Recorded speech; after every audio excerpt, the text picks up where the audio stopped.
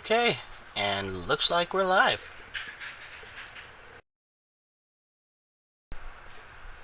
Hmm. Oh, shit. There we go.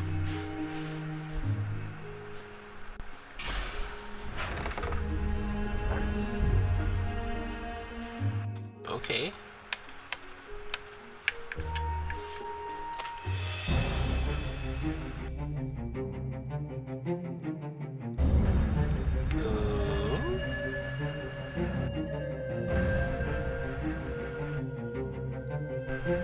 Um.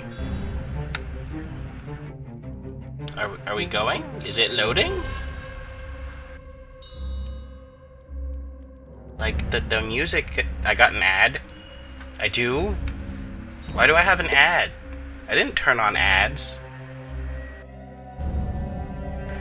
Huh.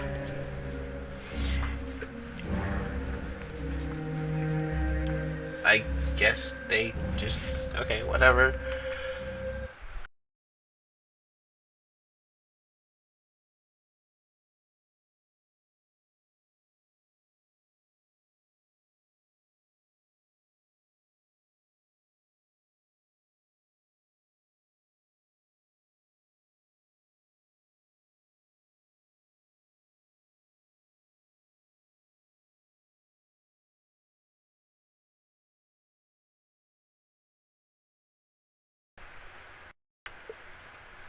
Okay.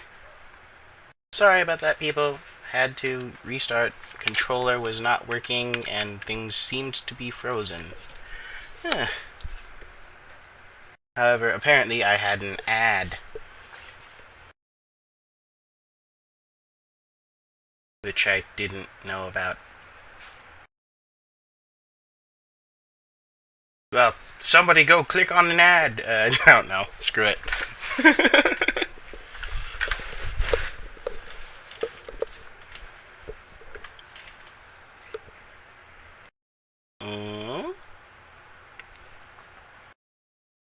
See, the second I'm going to mention about the loading, it's going to... Yep.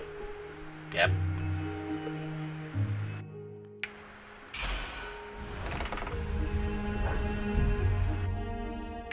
Okay. Once upon a time, the infamous rover Renato plundered the floating isles. Then his mother called him to her deathbed. "Swear to me that you won't die on the gallows," she rasped.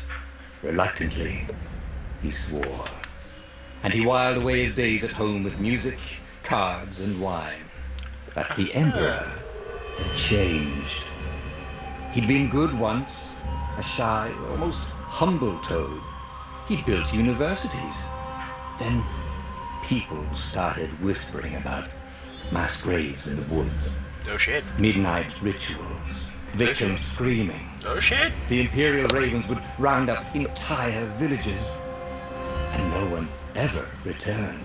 Well, that's The depressing. Ravens had come to Ubar scouting for ancient books said to be of great power. But the librarians had hidden the books. So they'd burnt the librarians. What? The citizens, Whoa, shit! outraged, had driven them off. The Ravens had come back with dropships. The kid had fled with one of those books. He was brave and dumb and wanted to join the rebellion. Okay. Renato had promised his mother he'd protect him.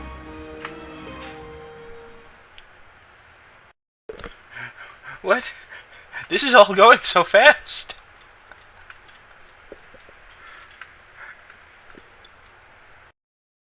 And then the loading happens again. You know what? The art for the loading screen is pretty dang nice. I like it.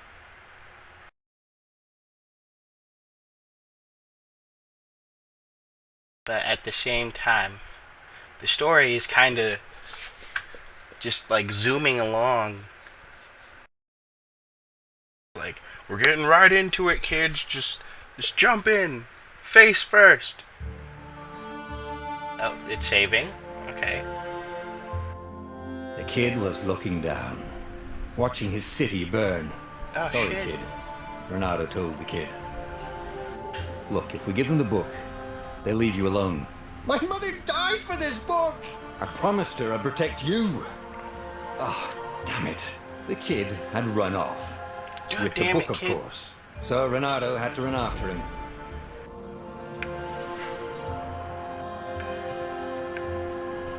Okay. Current objective, protect Peter. Okay. Sweet. The two ravens were staring at the kid like he was their dinner, which probably was what was in their tiny brains. "Hey," Renato said. They cocked their heads at him. "Pick on someone as ugly as you." Wait, that didn't come out right. "For the Emperor!" The ravens cawed and rushed at him. Okay, well. Eat one of these, and eat another one of these. Oh boy. When an enemy is about to attack, counter them. Okay.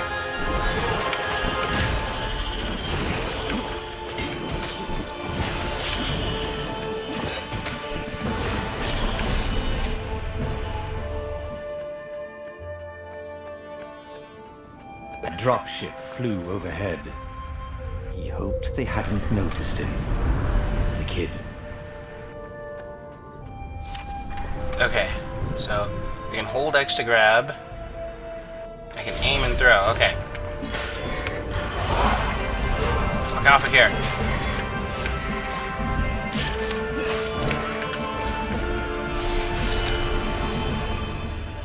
Oh, right.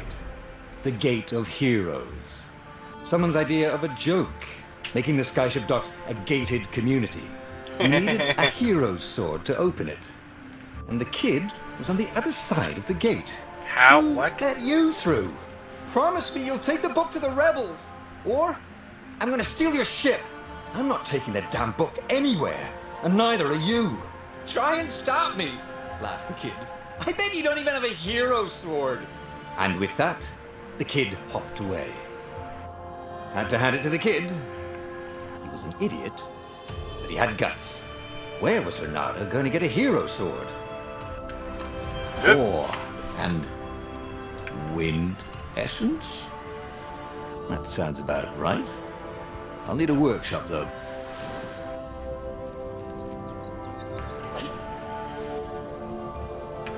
Perfect.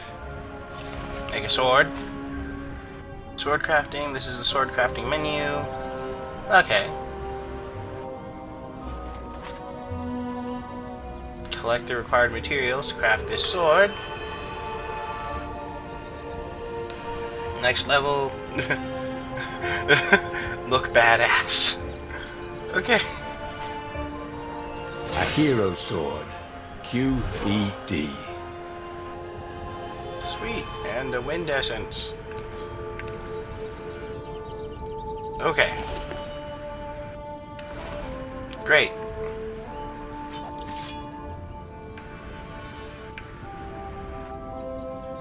This is what he got for settling down and finding people to care about.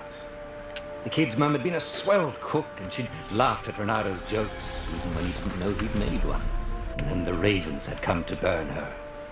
And she'd made him promise to protect the kid. But she never told him where the book was. Just the kid. Fine.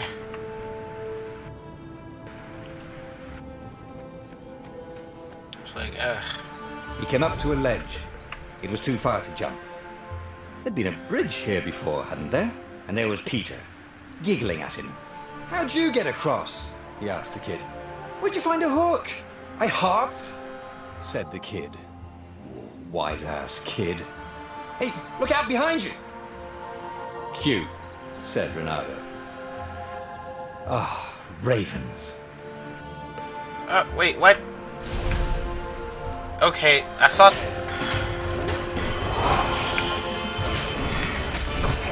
Ow.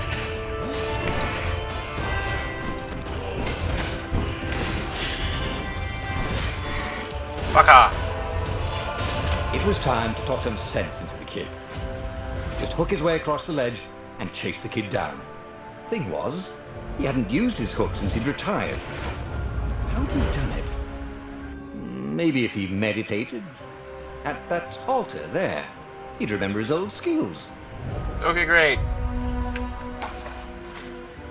Skills, each time you gain a level, you also gain a skill point. Oh, okay, so basically I lost all my skill points because I've been a lazy fuck. Sweet.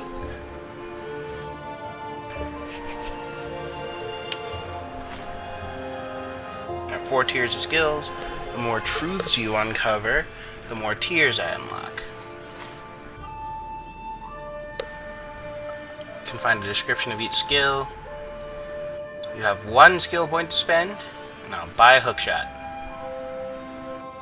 It was starting to come back to him. Something you never completely forgot, like how to freeze time when attacking. The more he fought, the more he'd probably remember. Press Y to hook posts.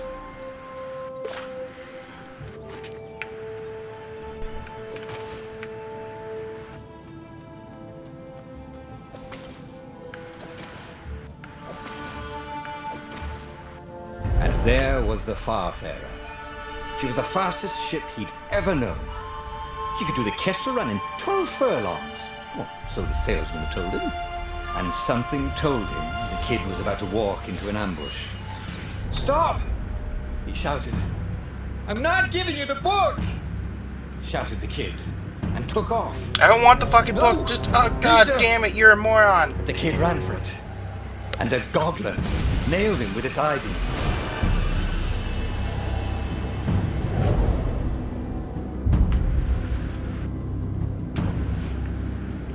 Okay, shit.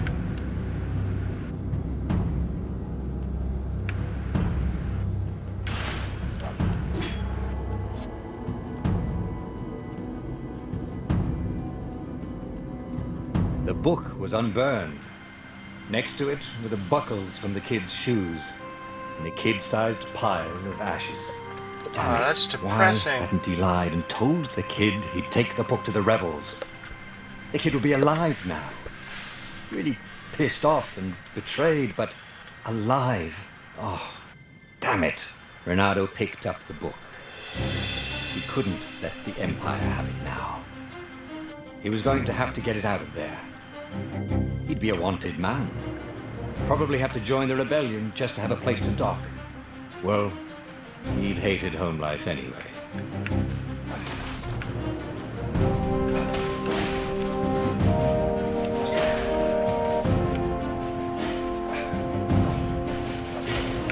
Okay. Sweet. What was the big deal about this book anyway? Maybe he should open it and find out. All that had been years ago. How many? The war was a blur, and now 3 Raven scout ships were chasing him. "Where are you running, rebel?" cawed the Raven captain over the loudhailer. Renato could see them cranking up their catapults. "Just going out for milk?" Renato yelled back. "Where can you run?" laughed the Raven horribly. Far behind him, another city was burning. The Really? dark cloud above its island was thousands of Imperial ships. The fleet was doing a thorough job. Son of a "Take bitch. us to the rebel base! I will spare your life!" it called. No, go The fuck entire yourself. jury-rigged rebel fleet was only a few islands to the east. Beyond that were only the pillars of heaven. A sea of endless blood-colored tornadoes. The rebellion God. was out of time. Unless Renato could bring a game-changer. Maybe he could. Renato had found out where he could find the pieces of the Sky Ripper, the legendary weapon that had exiled the lost gods. Surely a legendary weapon could win the final battle. Okay. On the other hand, his old friend Lapino had sent Renato a desperate message saying he had a brilliant scheme to save the rebellion. If Renato could only rescue him. Renato dived the Farfarer towards the abyss. As he felt the heat of the jet stream, the Raven ships peeled off, not stable enough to follow him down there. Okay. Now it was time to choose. Lapino or the Sky Ripper. Oh my god.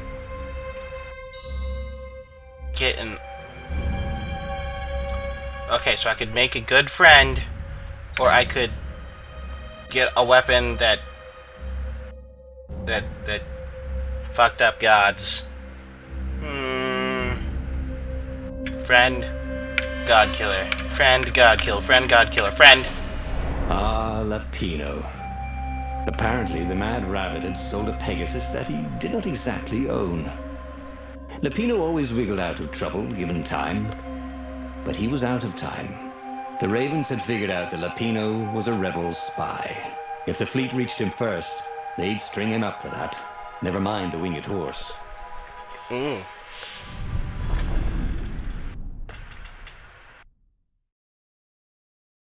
Da-na-na-na-na-na. Da-na-na-na-na-na. Do-do-do-do-do-do-do.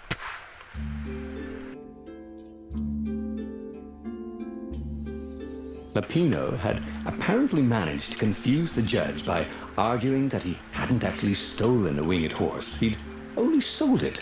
But wait, where was the prison? The village was empty. Had everybody fled the Ravens? Oh shit. Okay. Renado's blood was up. He just needed to smash something.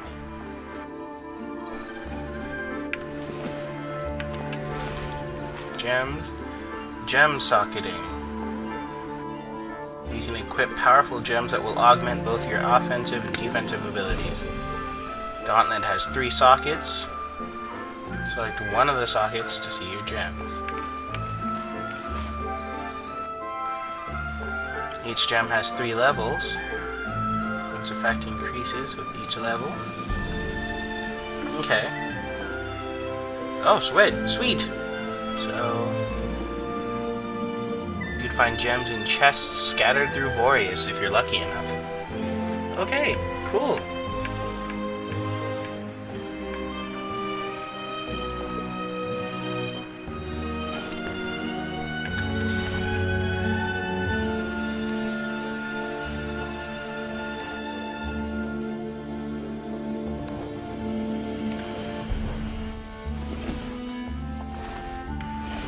Okay.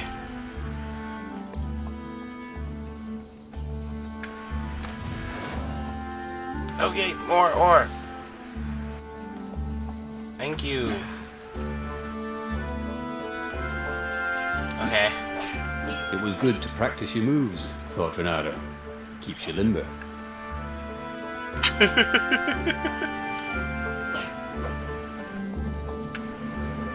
Okay. Oh. Up I go.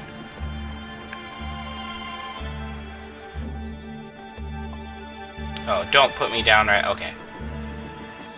Shit. This stuff is everywhere. Oh. The Ravens had taken the town. Renado had seen villages emptied like this. All the people taken away to be sacrificed in the Emperor's secret rituals. Renado hoped the people were just hiding.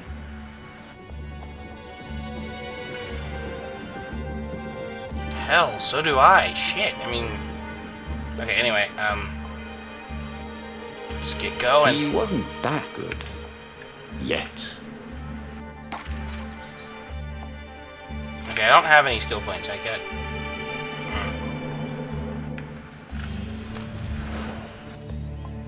Yeah.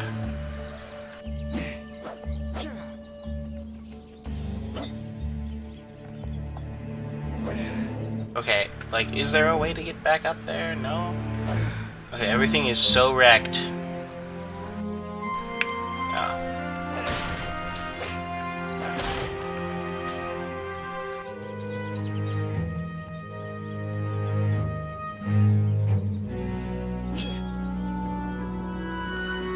Firewalls only let you through if they think you're hot enough.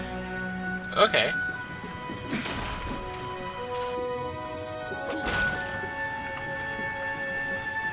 Well then, I think the only way I can go is toward that hero door.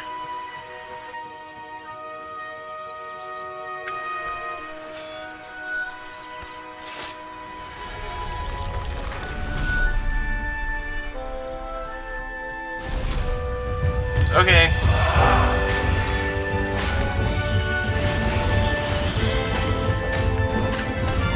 Get blasted on, bitch. Over here.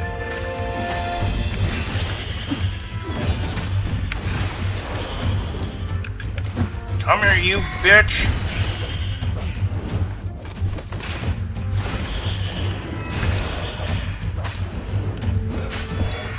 Fuck off. Ravens were landing everywhere. The advance guard. He'd better get moving. If they got to Lupino first, they'd eat him for breakfast. Or a snack. Ravens weren't picky. If they got hungry, they sometimes forgot to interrogate their prisoners. Even top spies like Lupino. Where had the mad rabbit got to? Lupino, my friend.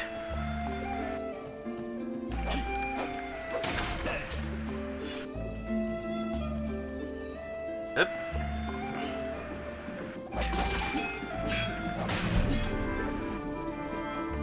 Okay, 2 ways to go down.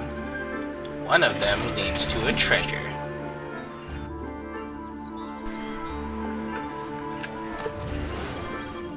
Oh, hell yes!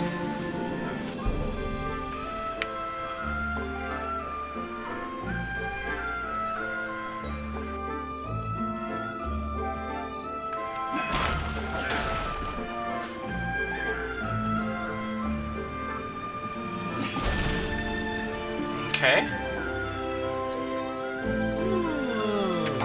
Use the altar. Okay, so I can run faster, or I could get a dash.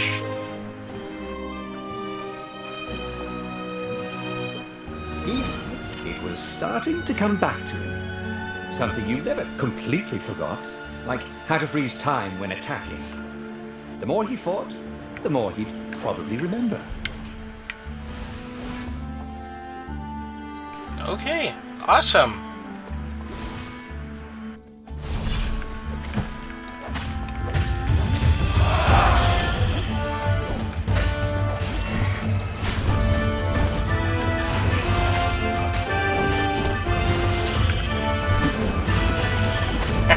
Bitch.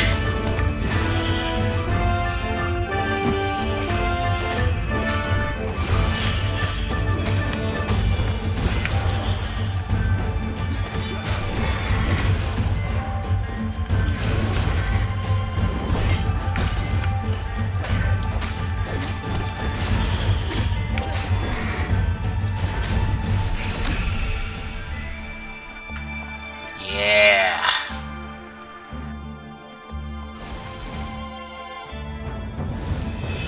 Renato felt a chill run down his back. Or possibly a flea.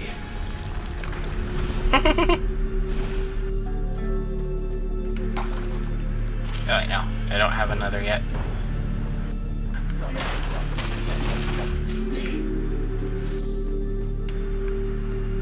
Oh, wrong sword.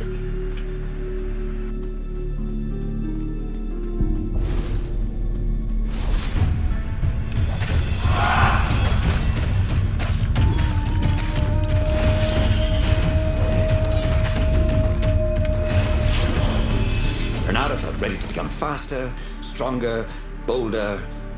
If only he could figure out which.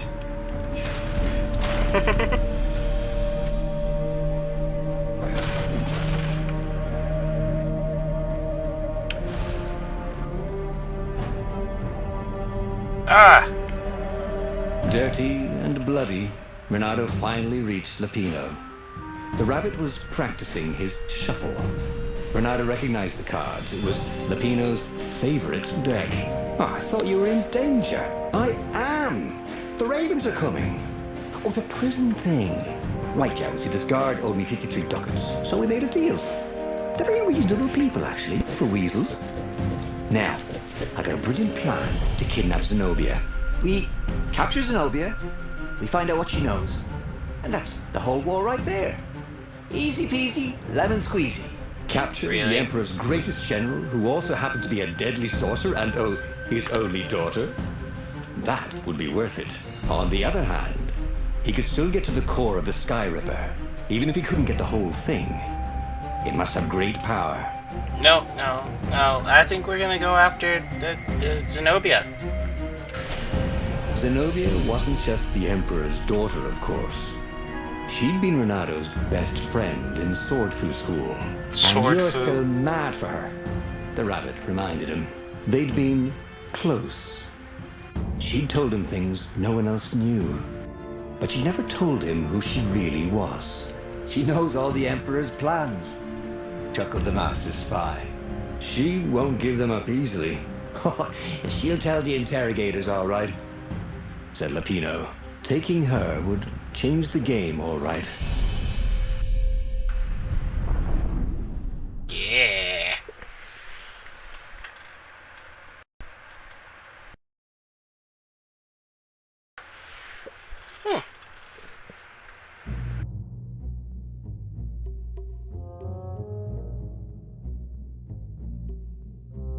The city was already under Zenobia's control. I had to admire her efficiency.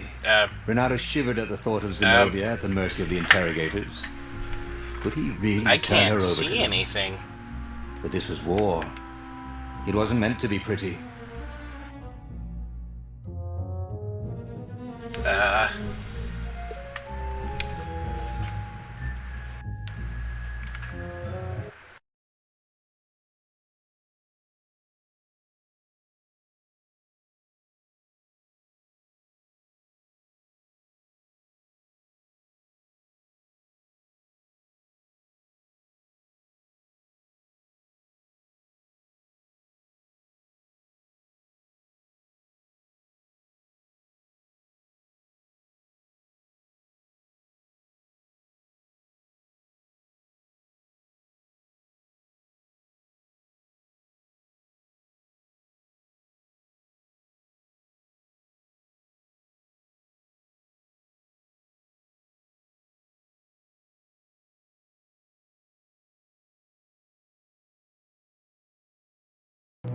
Okay.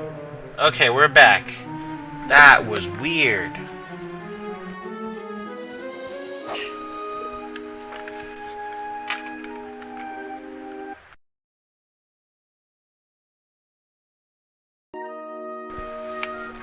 Okay.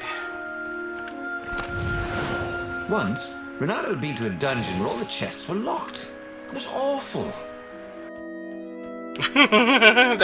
That would be awful. I'd need keys or something.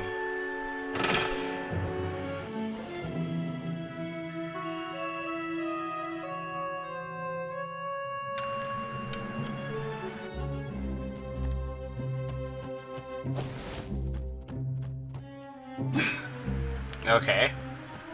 There's some dead ravens and dead bunnies here.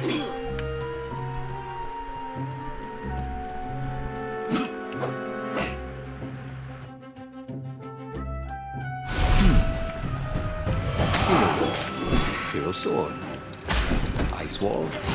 Ice.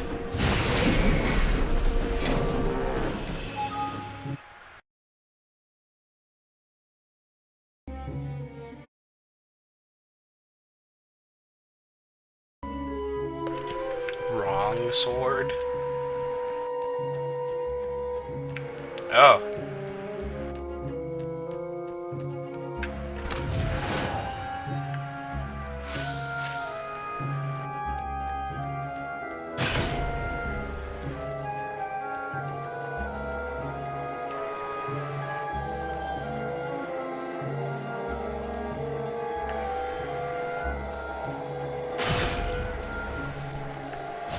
Oh shit.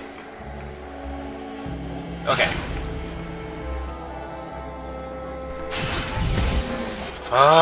These things could really use a hand.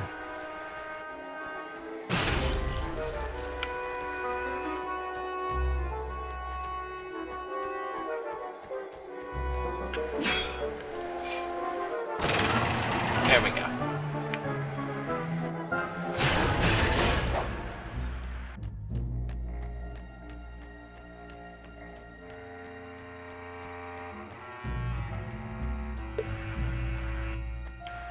Okay, where am I? Oh.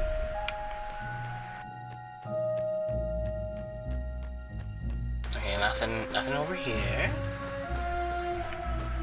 There's a bunny. So, what's this plan of yours? Use me as bait, said Lupino.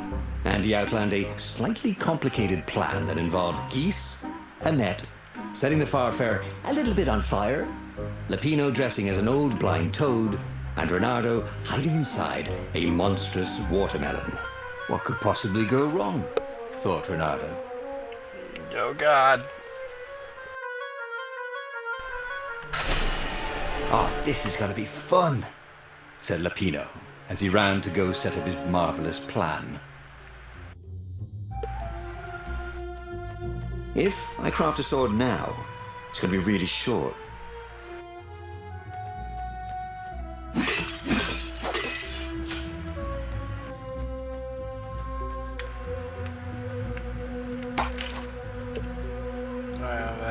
One.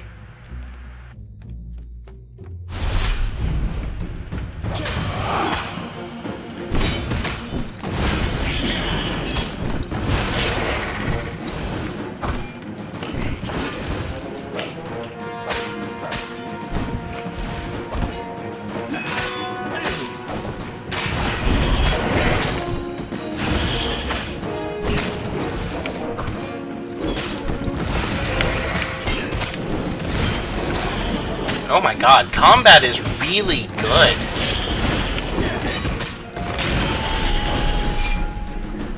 Whew.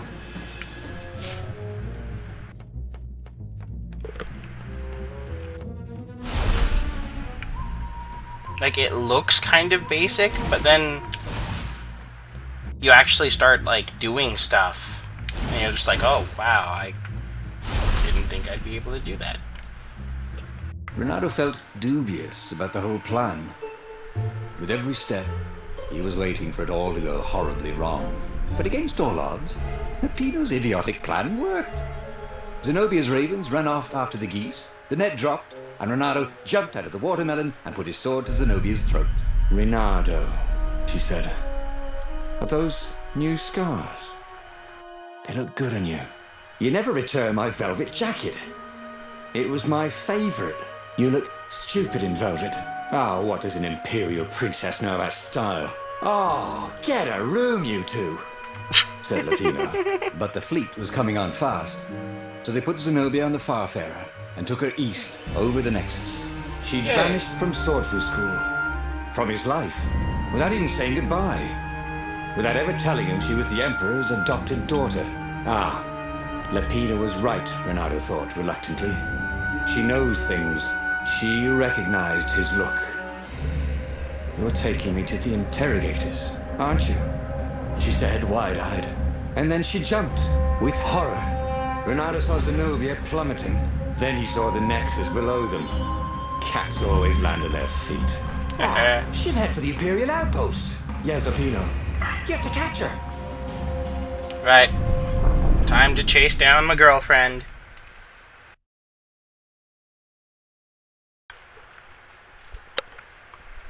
Chasing tail, as it were. Come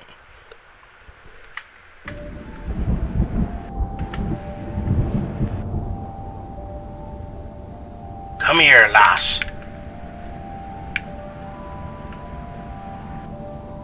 Cats can run faster, but foxes can run longer.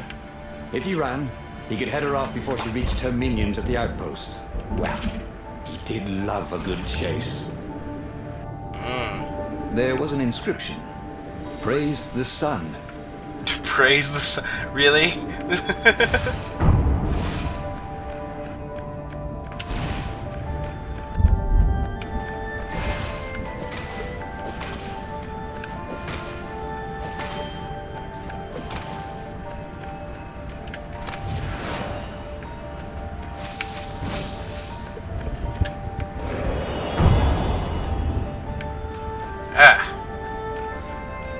Okay.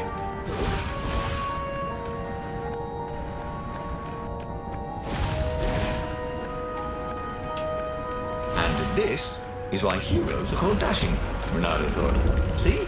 Dashing? Get it?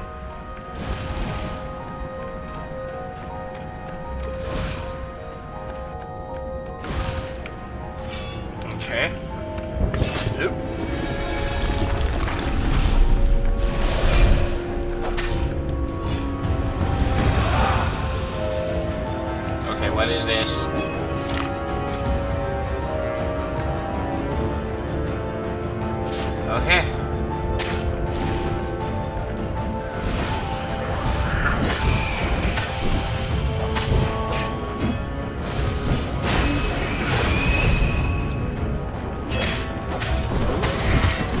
Ah, shit.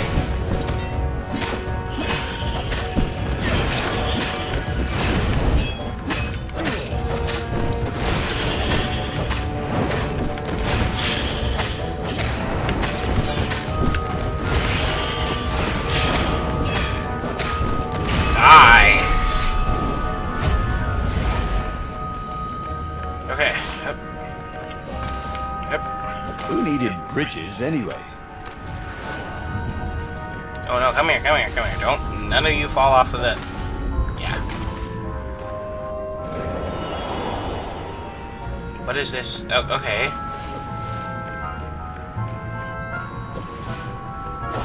He was closing on her. He could smell her fear. He tried not to think about the interrogators at the secret base. What did they do to her? Maybe it didn't have to end that way. Maybe he could talk to her. But, after all, there were worse things the Imperials had done to friends of his. If they didn't want their things broken, they really ought to make them stronger. Okay, now I can upgrade my sword to level 2. Hold RT to activate my magic.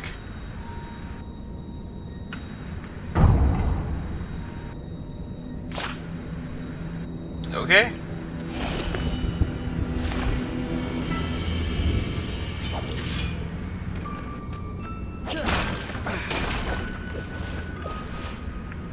Okay.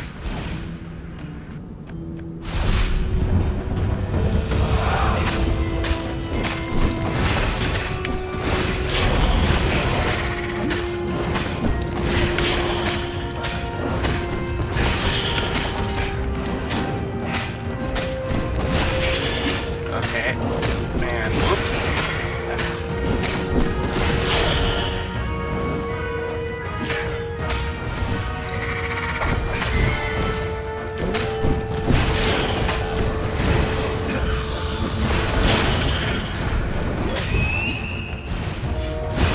Yeah, die, bitch. I am the Bernardo ultimate. reached the outpost. The Imperials there were no match for him. Soon after, Zenobia limped up the path. When she realized he was already in front of her, she didn't even try to run. Oh, he left without saying goodbye. Again, he said, "Please, I'm enjoying this a little too much," she said, shaken. "Oh, spare us the chit-chat, would you?" said Lapino as he shackled her hands so she couldn't throw spells. She knows all his plans. All the way back to the Farfalle, Lapino nagged Renato about how the interrogators would pry all the intel out of Zenobia. How that would turn the tides in the imminent battle. All they had to do was take her to the rebel secret base. Renato didn't like to think about what the interrogators would do to her. Couldn't he just talk to her? Okay, guys. Should I just talk to her? Or should I be a merciless bastard, take her to the base, and let him poke her for a long period of time? Can I convince her myself? The choice is yours!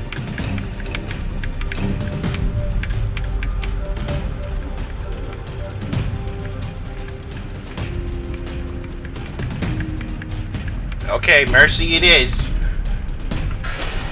As they pulled away from the Nexus, Renato could see the fear in Zenobia's eyes. "I can't take her to those creatures at the base," he whispered to Lapino.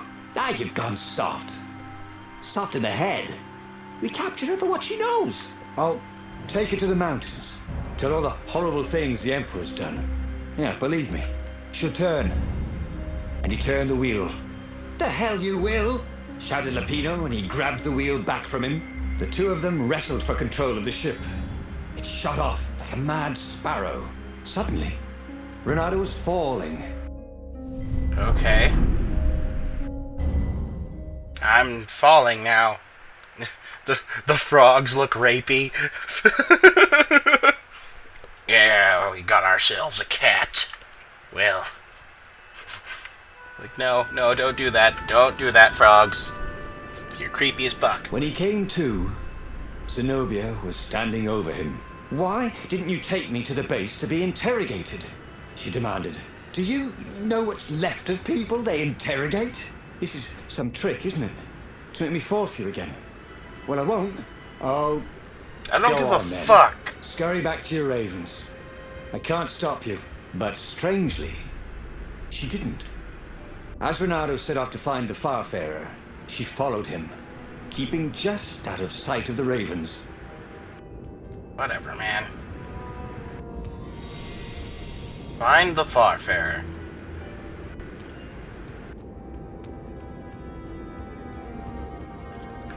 He wished there were more pylons he could use the hook on.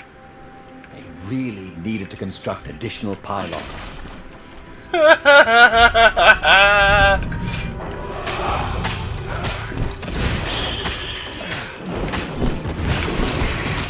Bitch.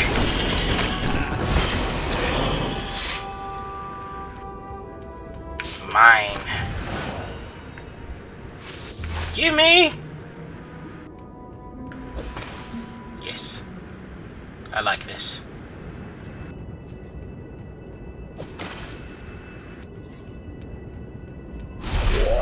You shall not pass!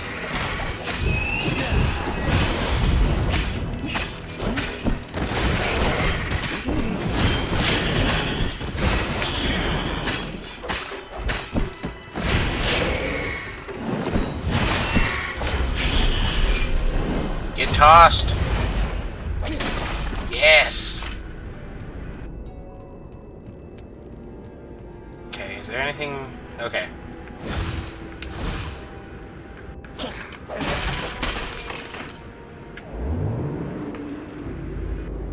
Renato had always wanted a flying carpet. This was more like a flying tabletop, but it would do. Awesome.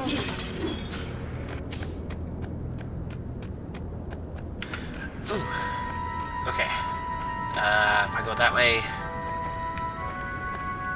That way is hero door and down. This way is just straight across. And oh!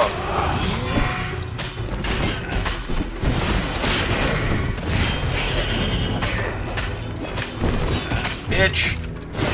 Think you can attack me from behind? For a moment, I wished that somebody had been watching.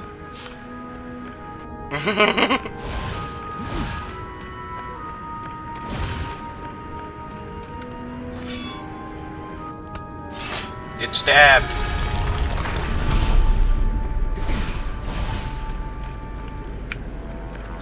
I don't know. Like, if I take this one... Here, I'm gonna take this one first. This one might take me to something special. And if it doesn't, I'll come back. But, okay. So...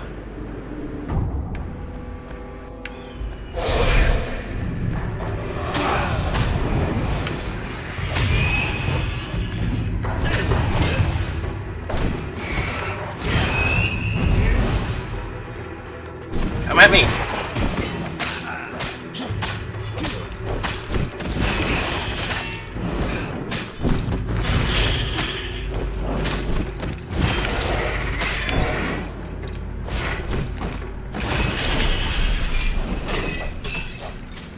There we go. As Renato stopped to sniff the wind, Zenobia came up, still mad. Did you really think you'd just talk me into betraying my father? Oh yeah, No. sure, that was exactly my plan. Then why aren't you even talking to me? Because I've never talked you into anything in my life. They're gonna court-martial you for letting me go. He caught a whiff of the Farfarer. Wet rope, tar, and a cask of Scobel ale he'd spilt last year. It was that way. Okay.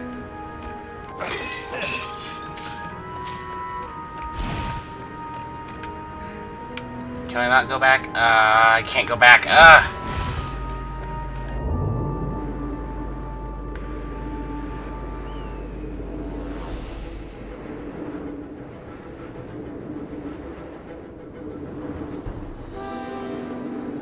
Okay.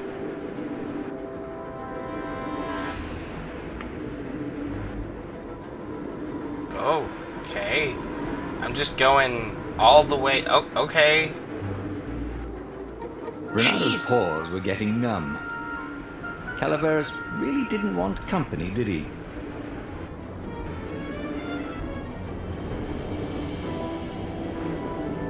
Okay, this is like super far up. Oof. Renado wondered if he should have taken Zenobia to the rebel base for real.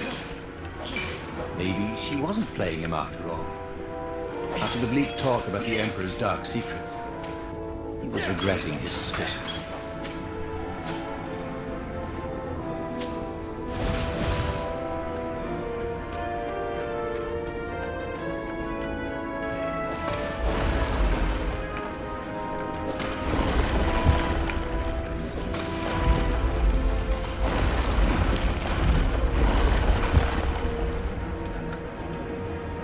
Ah, there she is. Sure enough, the Farfarer had crashed in some rocks. There's no sign of Lupino. Zenobia caught up. All that kid stuff in Swordfu School. Look, that's the past. We're adults now. We have duties to other people.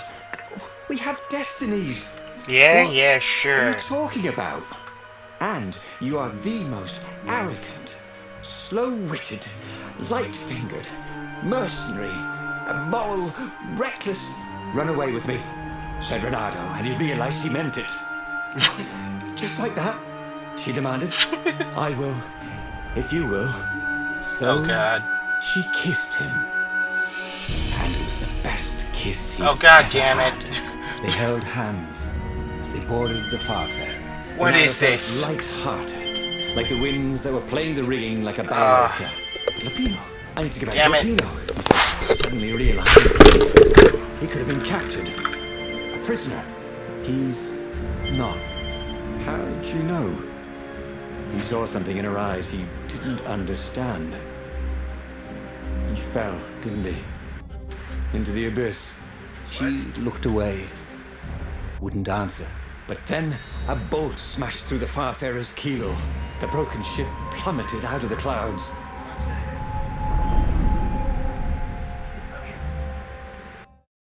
Bye.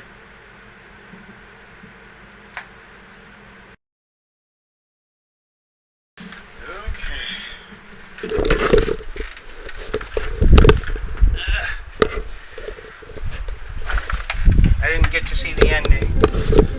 Oh, it's not an ending. It's just the beginning. Renado picked himself off the deck. They were alive. We have to get to my private ship, she said. Do you trust me? I guess I must, he said. You go on ahead. Clear the path, she said. I can't kill my own soldiers. He wanted to say that he didn't trust her, that he had no idea what he was getting into. But he had no choice, did he? He was following his heart. That's what it means to be a hero. You had to follow your heart. Okay. The rabbit died. Oh shit. No. Poor Lupino. I killed him to get a piece of ass. I'm a terrible friend.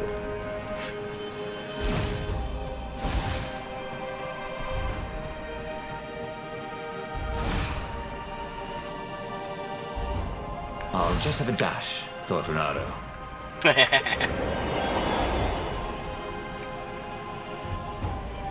Okay.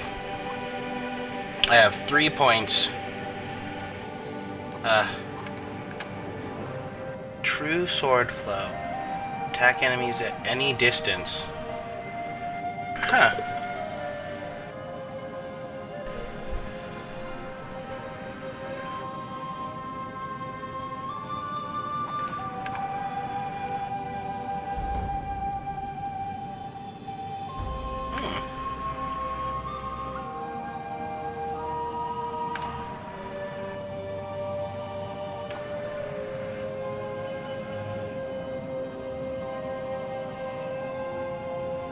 Well, he'd always wanted to do that.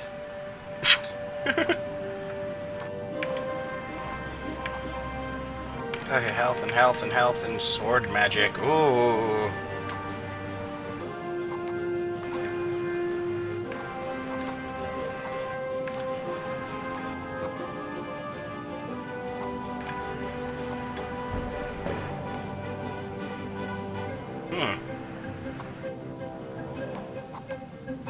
Okay. Well, I have, like, I need to reveal truths. Whatever that means. I guess I'll just stick to this.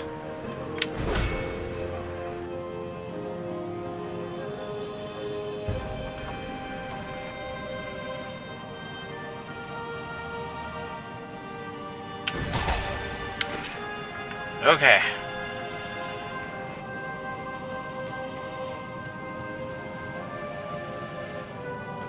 The portal was heavily guarded. It must go someplace they really didn't want it to go.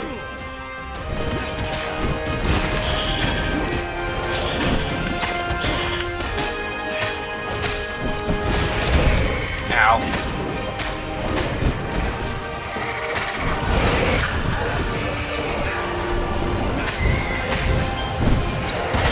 Ah, shit. Couldn't dash through them. Okay. Oof. I can't move. What is going on here? Okay. Okay. I like lost a ton of control. Okay. There. Let's do that again. With less failure this time.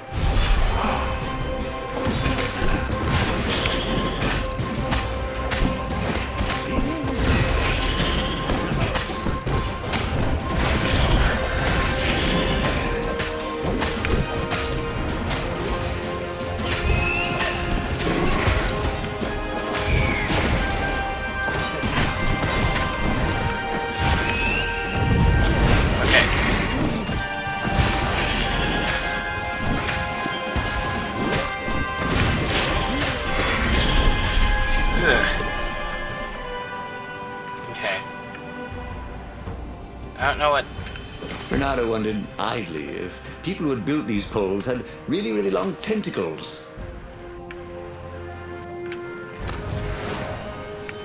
Ah, yay.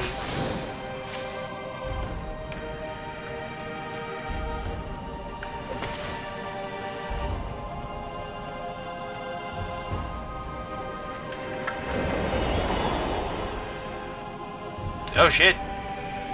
Okay.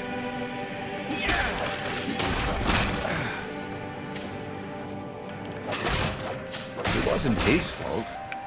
They looked so breakable. They do.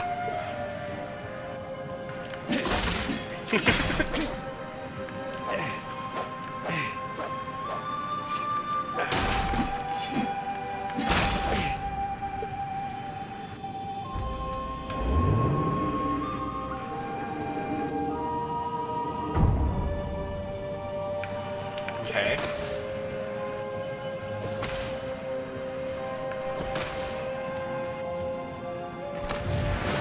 This one contained nothing but unmatched gloves. And something more useful. Yay.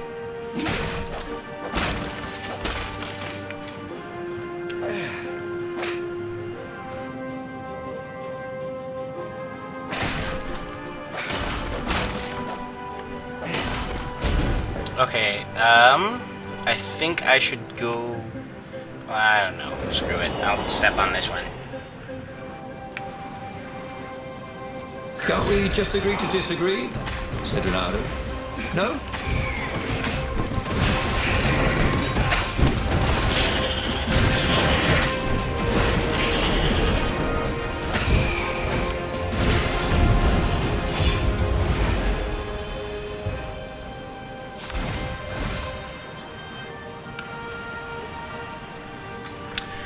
Huh.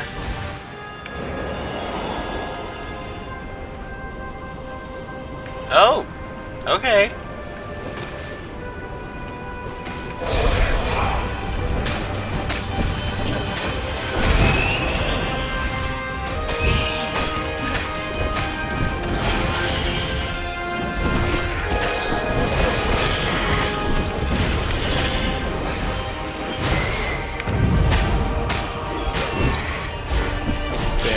Fuck you. Lord.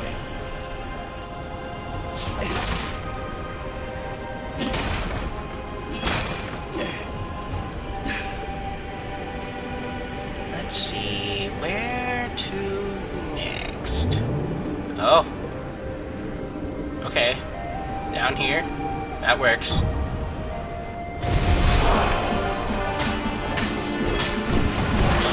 Ow. Okay, guys.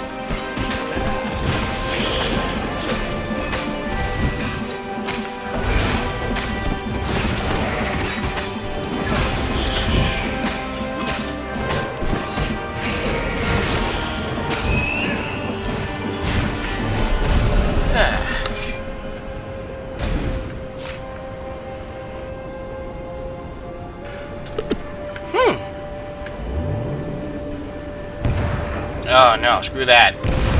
Nope. No. Yeah. They paused to catch their breath. No! It was strange. I want the chest. What are you thinking? He asked. I'm trying very hard not to think. Me too, he said. Up ahead, he could see the thin silver of Zenobia's personal ship. It looked fast. They would leave all this behind. Okay, can I get the chest? Yay! Chest!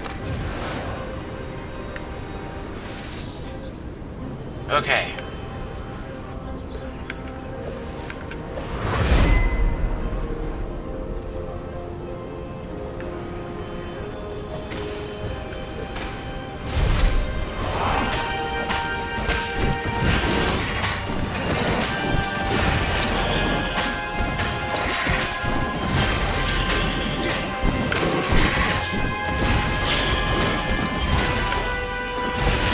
Didn't smell any better dead than I thought.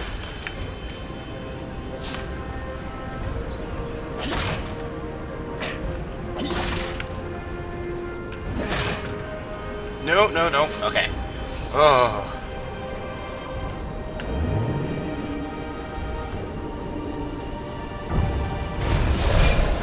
Come on.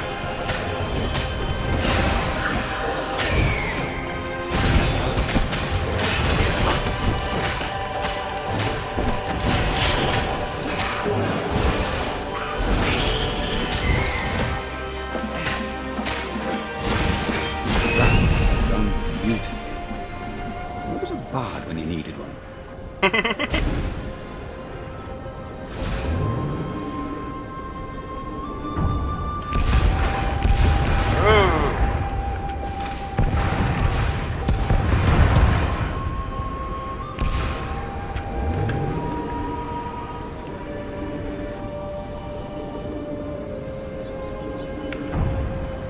Okay.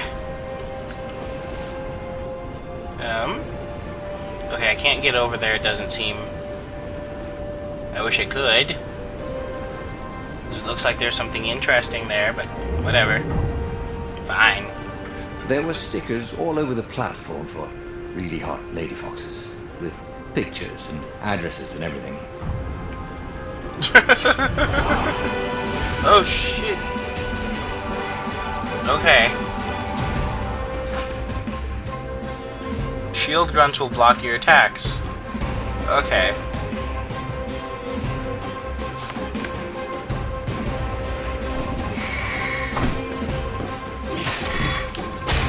Aha!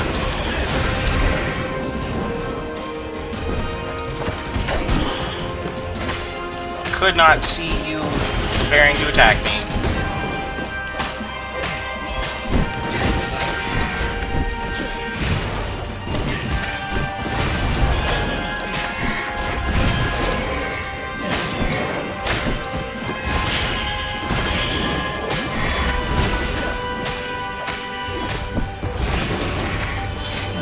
Okay. Oh. As they reached her ship, Renato suddenly felt a sharp pain in his stomach. He was surprised to see a crossbow bolt sticking out of it. Oh shit. I was going to lead the Empire to a secret base, said Lapino.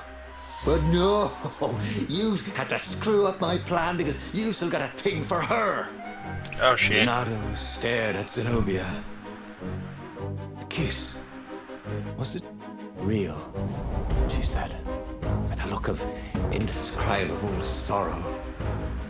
She gestured and said an arcane word, and Lapino went flying into the abyss, screaming, Ooh. I'm telling your father! Then she knelt down to cradle his head, and her paws felt very soft and warm. Okay, that was weird. He could have sworn he just died. Instead, he was on the Farfarer, sailing away from Ubar. And it was still burning. He'd fled burning Ubar years ago, hadn't he?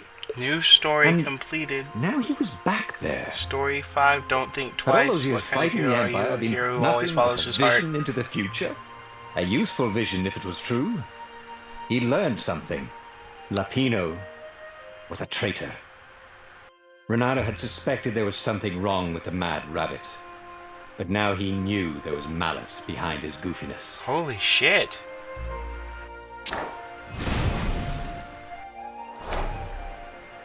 Lapino is a traitor. Tier 2 skills unlocked. New location is unlocked. That's...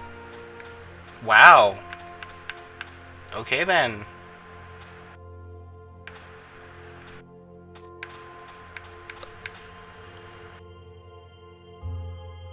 This is awesome. Wow. I am very impressed. Oh god, there's like 1.5 billion stories here. Oof. Okay. He'd made bad choices. But now, when the real battle came, he wouldn't make those choices. He wouldn't make the same mistake twice. The book's pages began to flip backwards, towards the beginning. And he realized that his adventure was just beginning. The clouds parted over the Isles of Boreas. It was time to choose. The rebellion was in trouble. Ravens were scouting for the secret rebel base. They needed a game changer. Pieces of the Sky Ripper had surfaced. Or so a scholar in the mountains had told him. Surely the weapon that banished the lost gods could defeat the Emperor. Also, a temple had risen out of empty desert. The Emperor had brought the Sky Ripper pieces up out of ancient burial by his obscene rituals. Could this be where the Iblis stone was hidden? Someone better get it before he does, thought Renato. And also, his old friend Lapino needed rescuing. Of course, Renato had a pretty strong suspicion that Lapino had betrayed the rebellion. But could Renato really leave an old friend to the Ravens? Okay, so there's stuff that I could change in the Lapino story, or I could go after some of these other things. What do you guys think?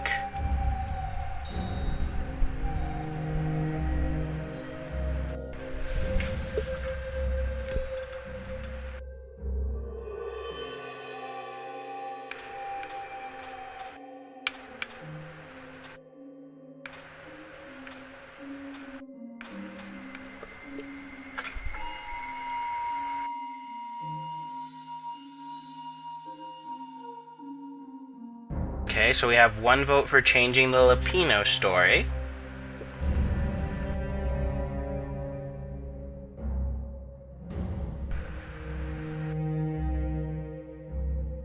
Okay, so Lapino story it is. Ah, Lapino.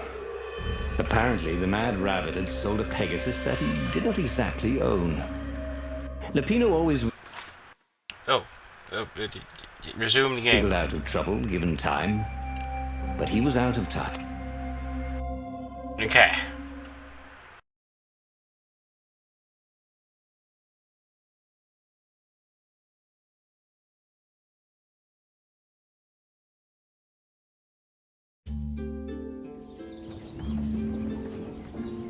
Lapino had apparently managed to confuse the judge by arguing that he hadn't actually stolen a winged horse. He'd only sold it.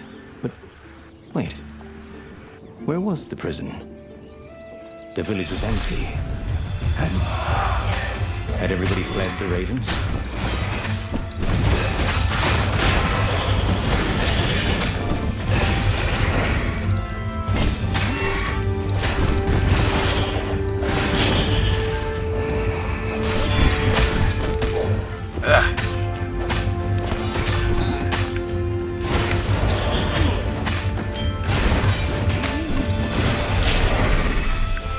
People were frightened these days. Just 2 weeks past, Reynardo had sneaked through an empty town and listened to the ravens caw at the Emperor's new taste in mutual sacrifice.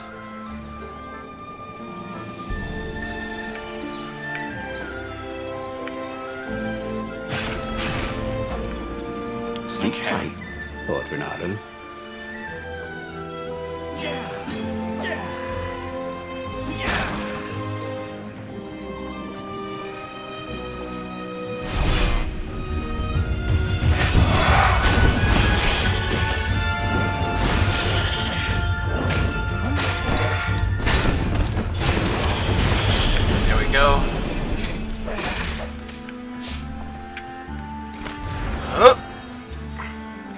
Oh, sweet!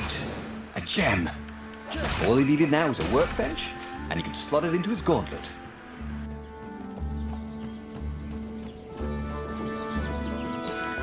Awesome.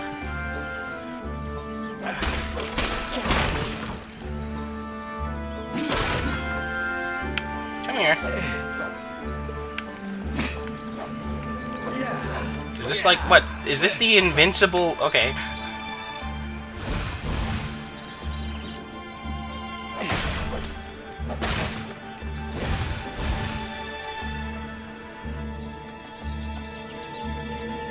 Ooh, but where's this lead?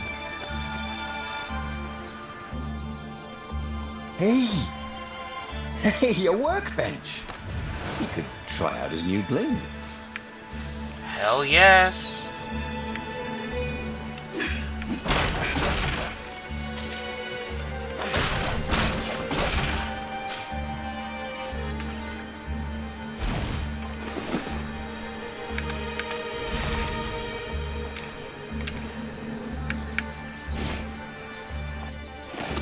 Okay.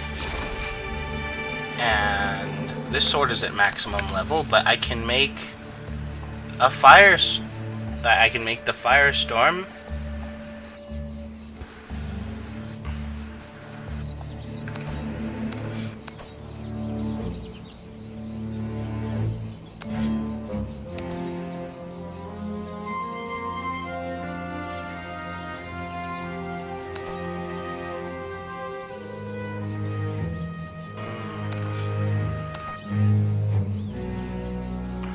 Okay. This burning sword from the south was terrific for barbecuing sausages and ravens.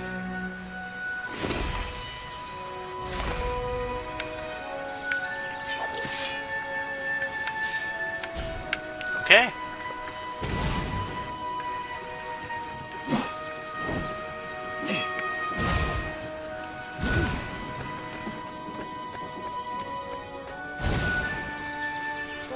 Okay.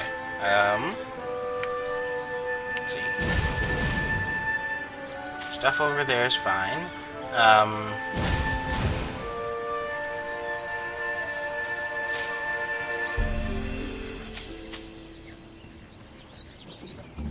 Reynardo had been the terror of the sandcastles when he was 2.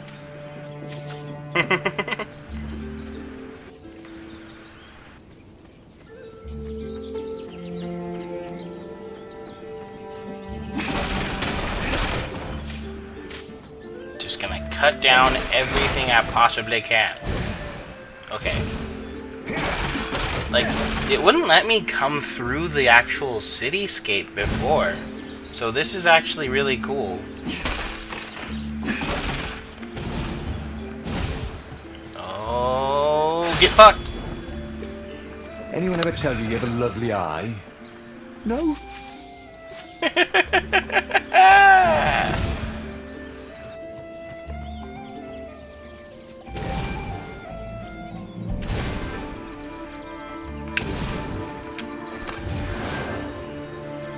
Yes.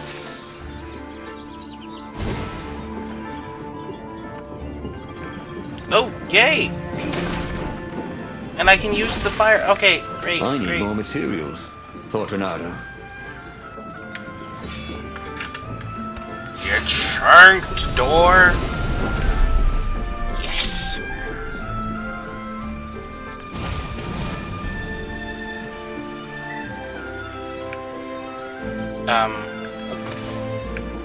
Oh, okay. There we go.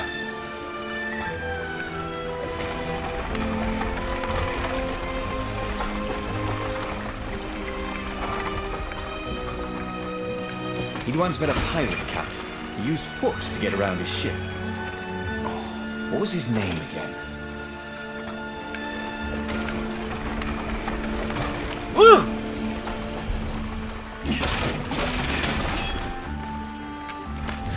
Awesome! And another gem. Shield breaker.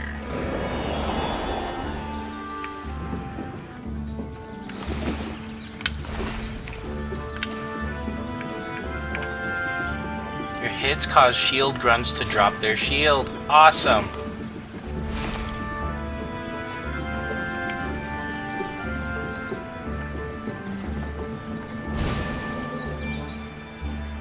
Renado felt like he was ready to learn new things. Thank goodness he didn't have to go to school for that. Okay. Oh, yeah! Now I have rank 2 skill stuff.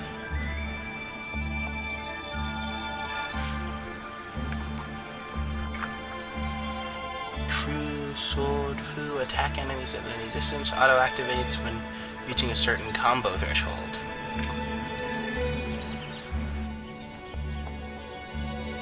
Target an enemy with dash to move through him and cause damage. Oh, hell yes! This stuff is getting really cool.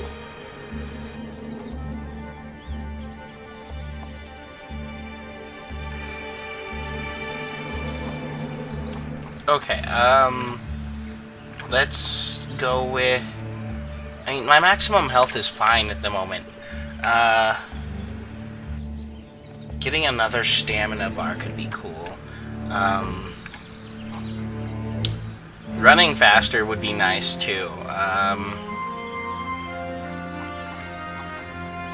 Let's see, run faster and stamina?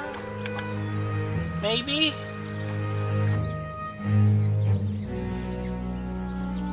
I really like the dash through enemies thing. Cool. Wish I could do that.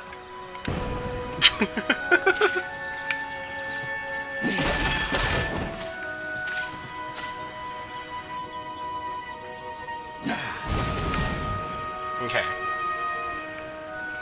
Oh! Oh! Okay.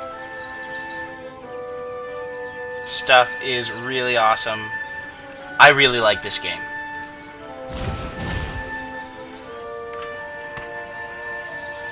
Oop.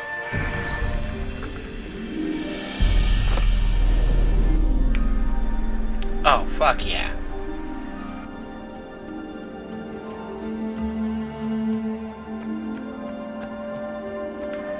Wait. Yes.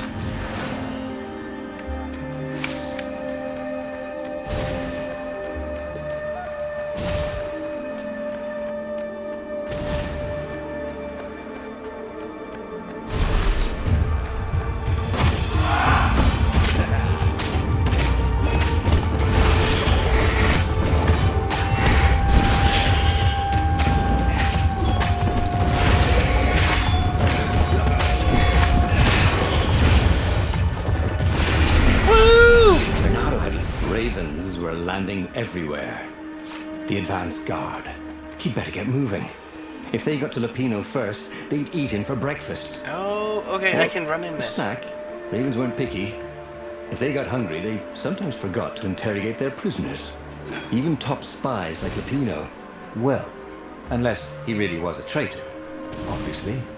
Then they'd probably pin a medal on his chest. Indeed. Okay.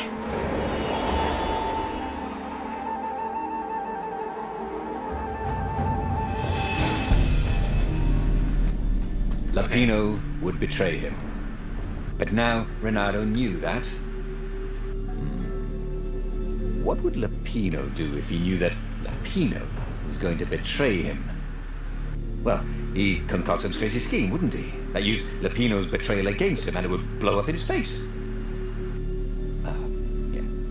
Maybe he was overthinking this. Well, that would be a first. Okay, I have another point which I can put towards stamina.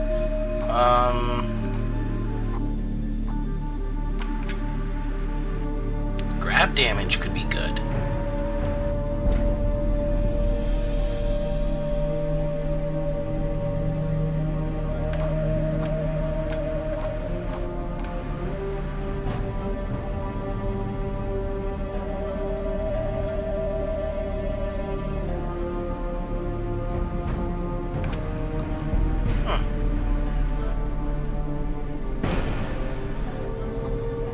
Okay.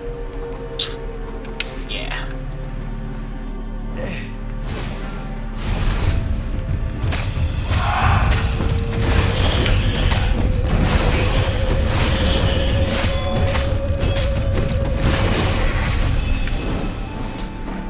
No time for you, buddy.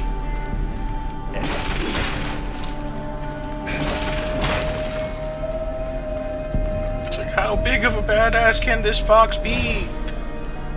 Hey. Dirty and bloody, Renato finally reached Lupino. The rabbit was practicing his shuffle. Renato recognized the cards. It was Lupino's favorite deck. Oh, I thought you were in danger. I am. The ravens are coming. Oh, the prison thing. Right, yeah, see, this guard owed me 53 ducats, so we made a deal. They're very reasonable people, actually, for weasels. Now, I got a brilliant plan to kidnap Zenobia. Okay, guys, we got we have a choice coming up. And that's the whole war right there. Easy peasy, lemon squeezy. Capture the Emperor's greatest general, who also happened to be a deadly sorcerer and, oh, his only daughter. That would be worth it. On the other hand, he could still get to the core of the Sky Ripper, even if he couldn't get the whole thing. It must have great power. Okay, so am I continuing along this trail to fuck up bunny plans, or?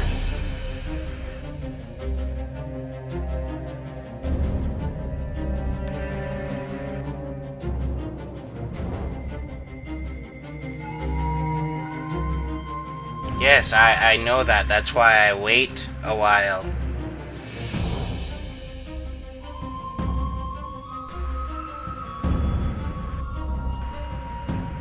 Okay, fuck up bunny plans. Zenobia wasn't just the Emperor's daughter, of course. She'd been Renato's best friend in Sword Fu school. And you're still mad for her, the rabbit reminded him. They'd been close. She'd told him things no one else knew. But she never told him who she really was. She knows all the Emperor's plans, chuckled the master spy. She won't give them up easily. She'll tell the interrogators, all right, said Lupino. Taking her would change the game, all right.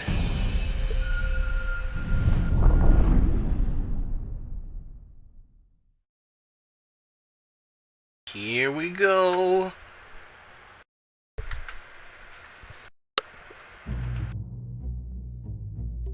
The city was already under Zenobia's control.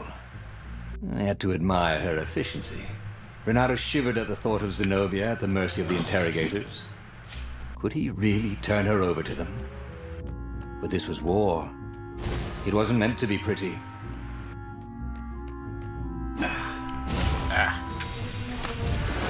Odd that they never locked these things. Yeah!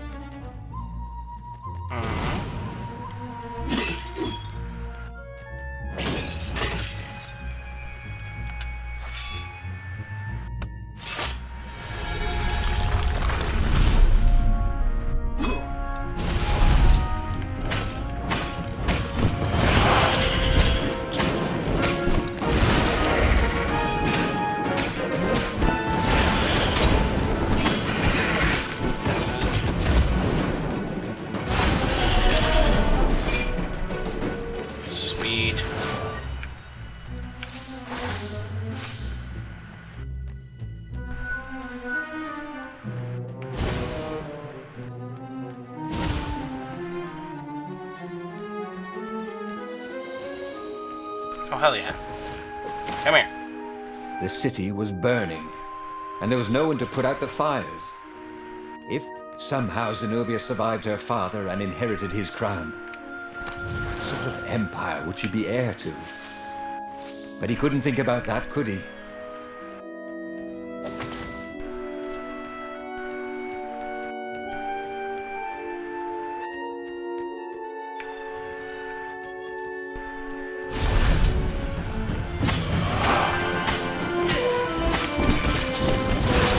Say hi to gravity for me. Oh, boy.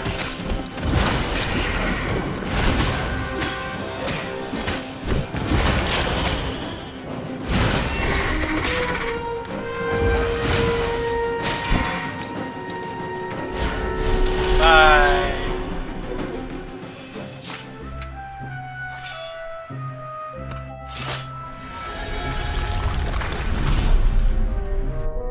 I still kind of feel like I should go back a bit. Like I missed a thing.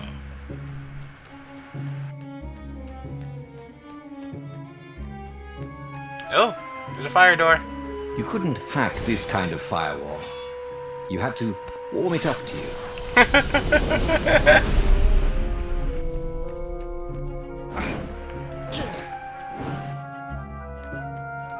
Oh.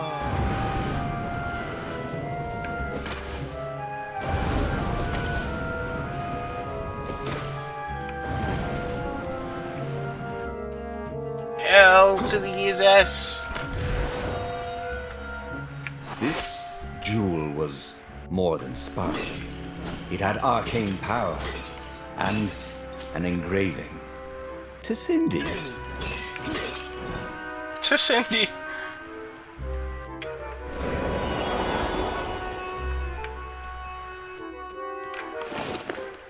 Gems. Okay, so my shield breaker is already level 2. Okay.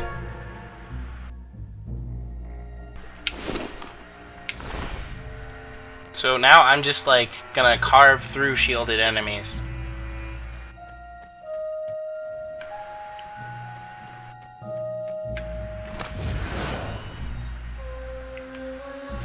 Hell yes. Okay.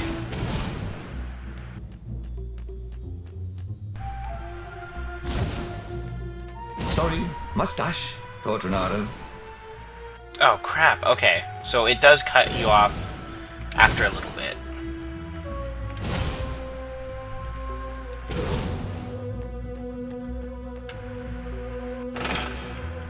Why was Lupino urging him to capture Zenobia? Obviously it was a trap. But you never knew how Lupino thought. Sometimes his plans were so convoluted they did the exact opposite to what Lupino wanted. Yeah, there must be some way to play on that, Renato thought.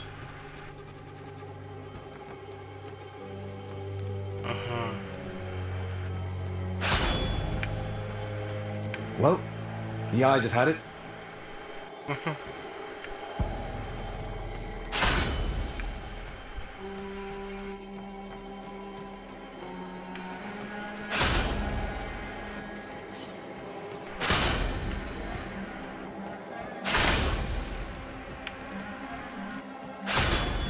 Haha!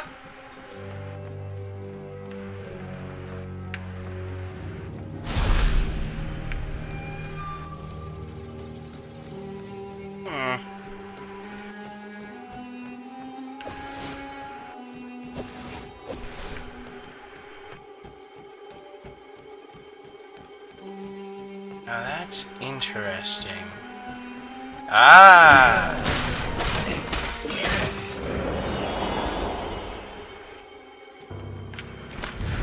Yes, indeed. Sparkly, thought Renato. Critical chance.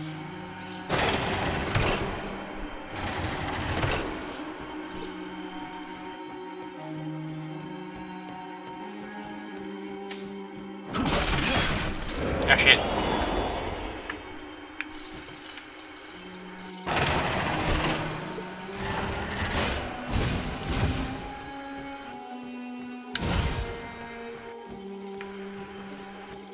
Is this the way I came? Yes, this is the way I came.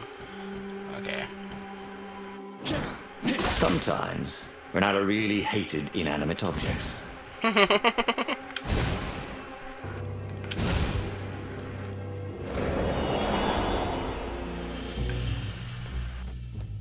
Okay. So, what's this plan of yours? Use me as bait, said Lupino. And he outlined a slightly complicated plan that involved geese, a net, setting the Farfarer a little bit on fire, Lupino dressing as an old blind toad, and Renato hiding inside a monstrous watermelon. What could possibly go wrong? Thought Renato. No time. Oh, go ahead. I'm sure you know better, said Lupino. I kinda do. You're a douchebag. Ooh, a workbench. Did he have any jewels he hadn't tried out? Your attacks have a 10% chance to deal double damage. Oh, yeah.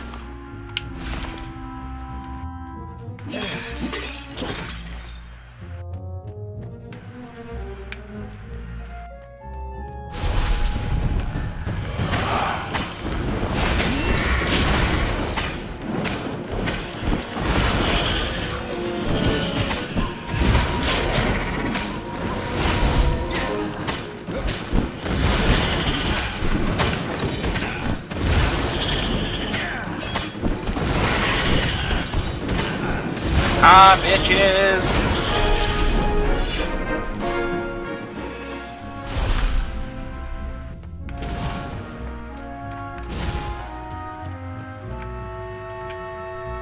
Renato slinked through Zenobia's ship, making no sound at all. Where were her guards? Finally, he reached her bedroom. She was curled up on her bed. Oh, he'd forgotten how beautiful she was. How sleek. How soft. He tapped her on the shoulder with his sword. She became smoke. And he noticed he had a blade to his throat. Stay a while. Heard a familiar voice. Did you really think you could capture me? Zenobia said as her ship lifted off. Now I just wanted some privacy. Renato said, did you ever wonder why the Emperor adopted you? And he told her why. His Imperial Majesty wanted to bring the lost gods back. They could make him immortal. But to seal the bargain, he needed a sacrifice. Someone who truly loved him. You're lying. She was furious. You can't prove that. I can. And so, they set sail for the Nexus. Oh! Different story!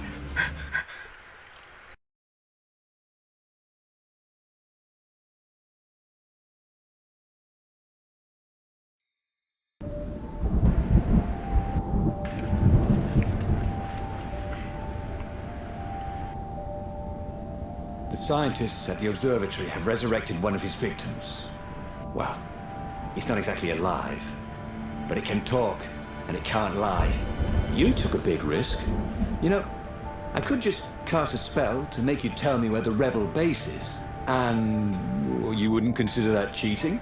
She frowned. Ugh, fine. Let's go get your witness. Yeah. The rebellion had started after atrocities that the Empire hushed up. Renato had rescued a priest whose order had been massacred for one book. He had slept in a burnt village. Dead kittens and puppies had come to tell him what the Emperor had done to them. Don't look down, he thought.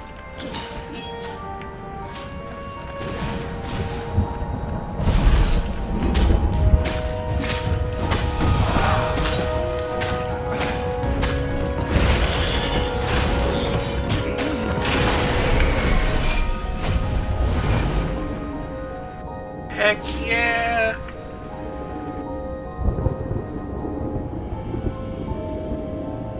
I'm getting better with every fight.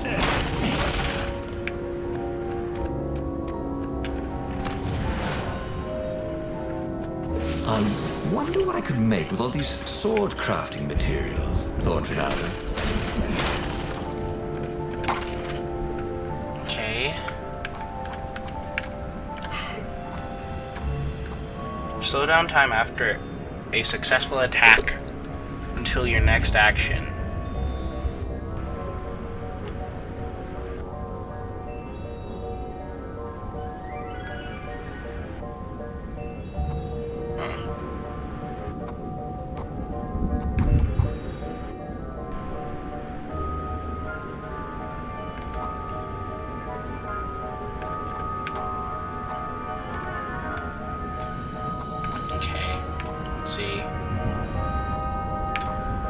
I like grabbing people a lot, so maybe that would be a good idea.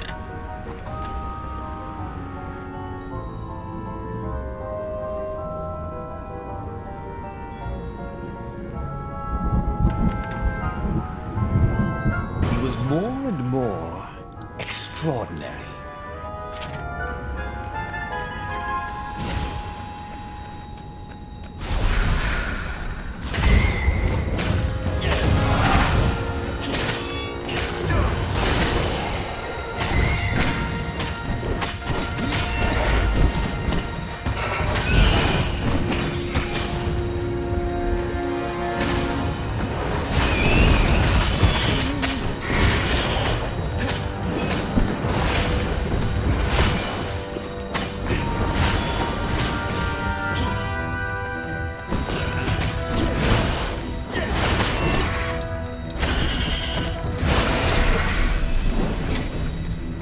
Okay. He was practically sure he'd find something useful in one of these things.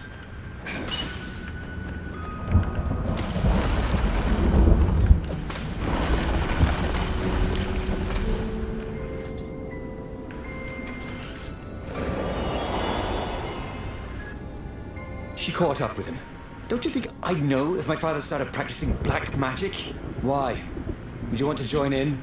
Oh, no, I'd destroy his books and... All right, I suppose I wouldn't. She stopped, troubled. He ran on.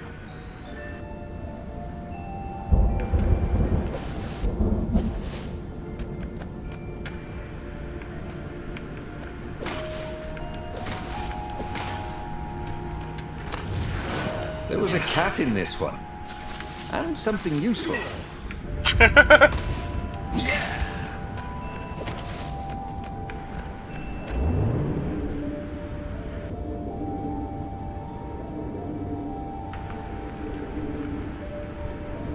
Okay.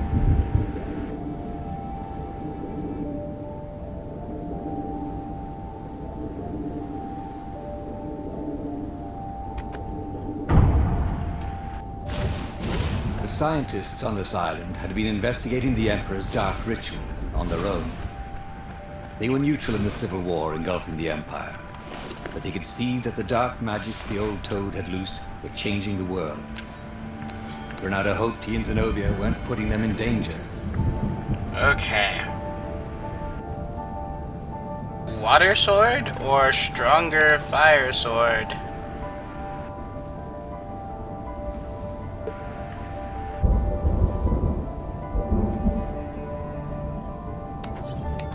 Actually, let's see, what is the stronger fire sword? Also ignites all surrounding enemies.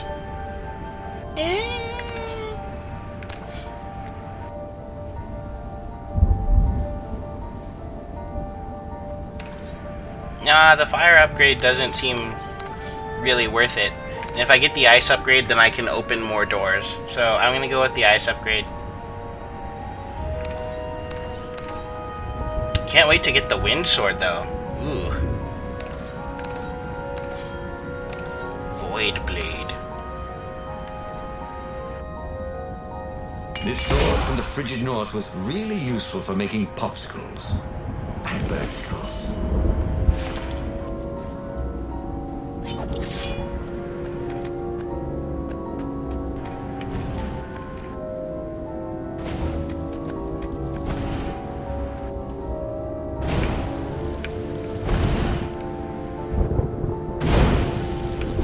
Ow, shit.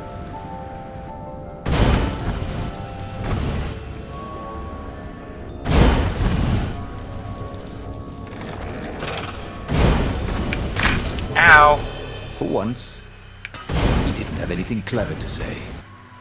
So he died. Oh, wow! Okay.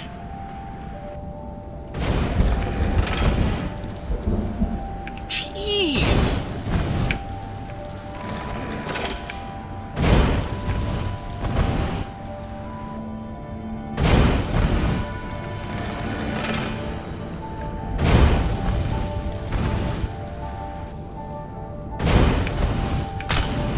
Shit. We'll always have Paris, he thought. And then he died. We'll always have Paris? Paris?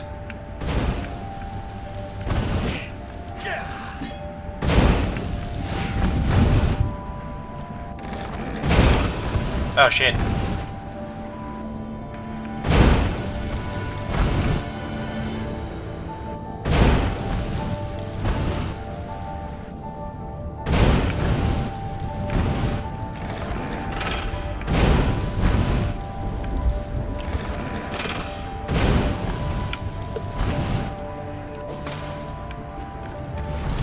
Oh shit.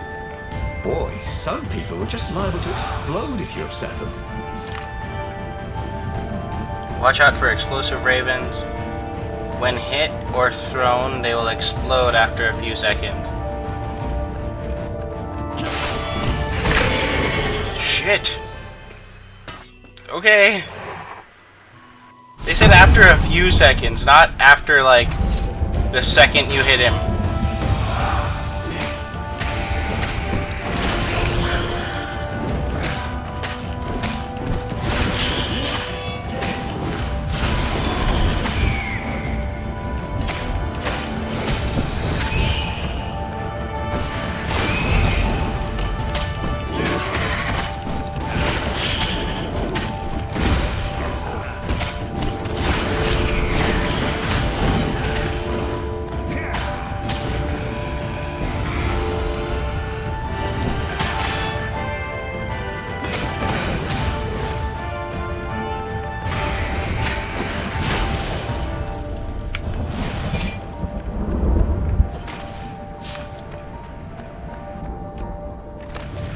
Okay.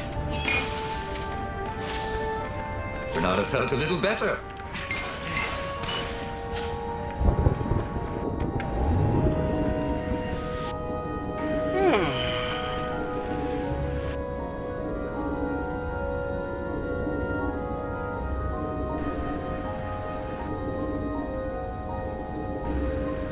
Oh.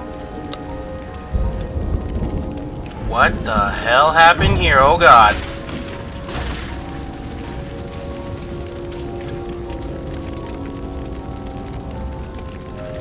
The observatory was a burning hulk. Dead scientists and black feathers everywhere. The ravens had taken care to burn the reanimated witness to cinders. Zenobia stared around, shocked. The scientists had been neutral. They had no part in the rebellion. Take me to your council, she said, shaken. I have things to tell them. It was what Renato had gambled on.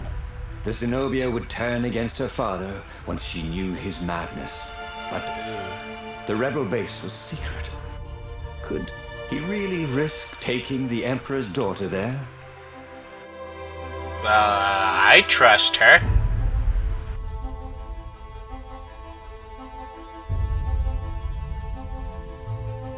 What do you guys think?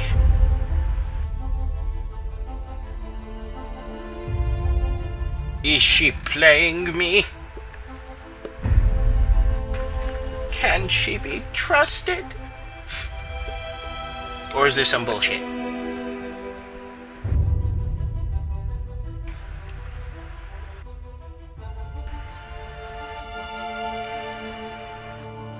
Okay. Renato reached Lapino by far-speaker Toad, the one creature the ravens had left alive at the observatory. Lapino seemed awfully anxious to meet him at the secret base. If he was a spy for the Empire, he'd turn around and reveal the coordinates to the Empire, jeopardizing the entire rebellion. But Renato couldn't bear to think that Lapino would commit such horrible treachery. There was still good in the Mad Rabbit. He felt sure of it. Oh god, I'll meet really? up with you at the base. Lapino Why said is he... through the what? toad. Good thinking. Renato gave him the coordinates. There's a shuttle here I can borrow. Renato found Zenobia in the chart room. Oh I've god. been having awful dreams, she said. Dead kittens and worse. I thought they were only dreams, you know. Why would anyone want the lost gods back in those days? The favorite of a god could become immortal. She held herself and shivered. He wants to become an eater of souls. Well, I'm not afraid of dying. Just tired of boredom. Renato said, but she didn't laugh. Silence fell as they flew towards the ruins of the city of Ubar, where the rebellion leadership was hiding. If Zenobia couldn't help them fight off her father, no one could.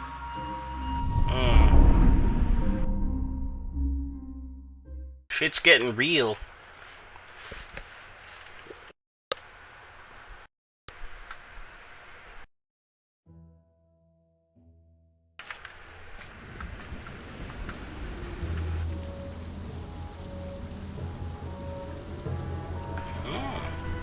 As they touched the ground, he could smell the ravens and hear their hungry caws in the distance.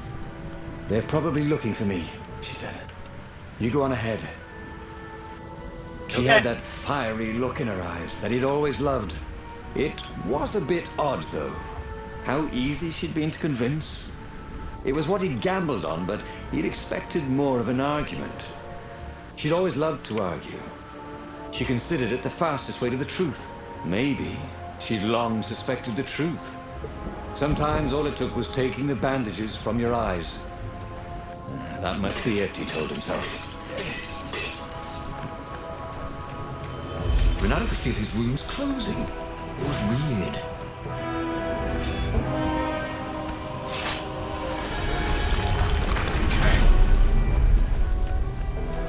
First, I want to just have a little bit of a look over here. Oh.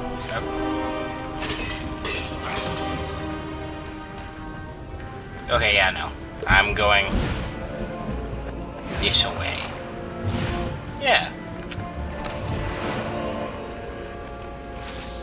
I should just trust that the sword doors will have something for me. Fun.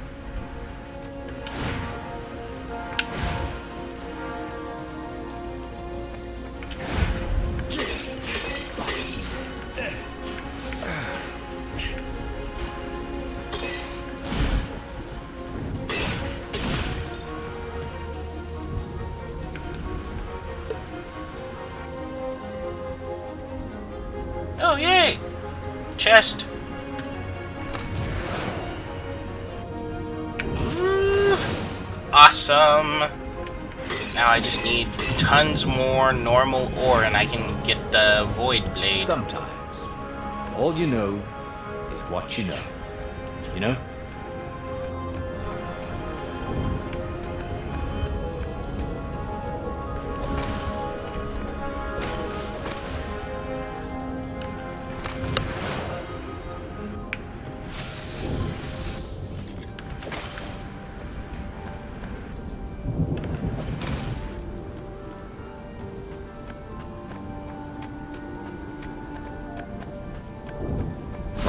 Who wants to die first?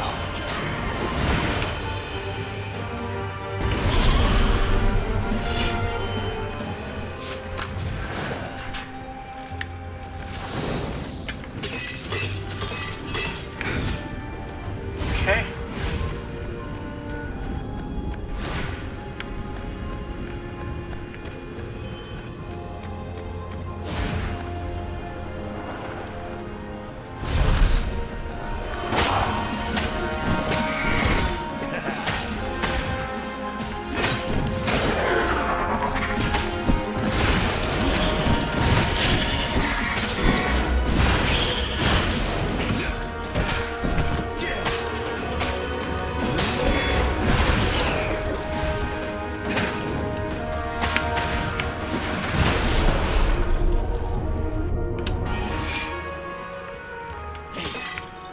They caught their breath under a ruined arch. It's beautiful, she said.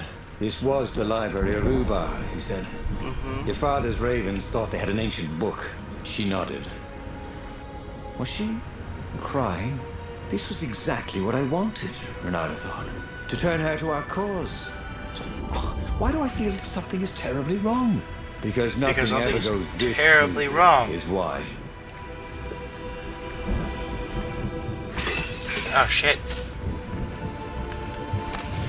Okay.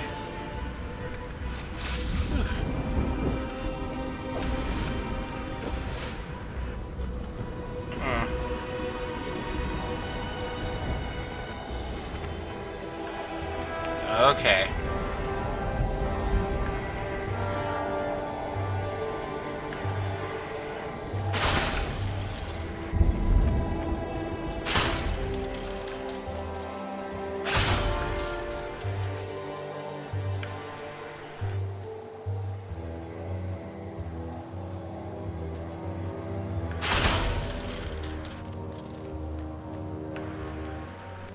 Huh?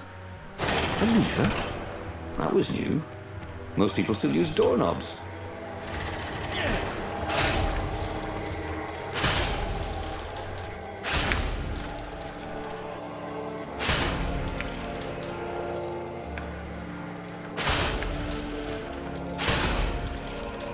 There we go.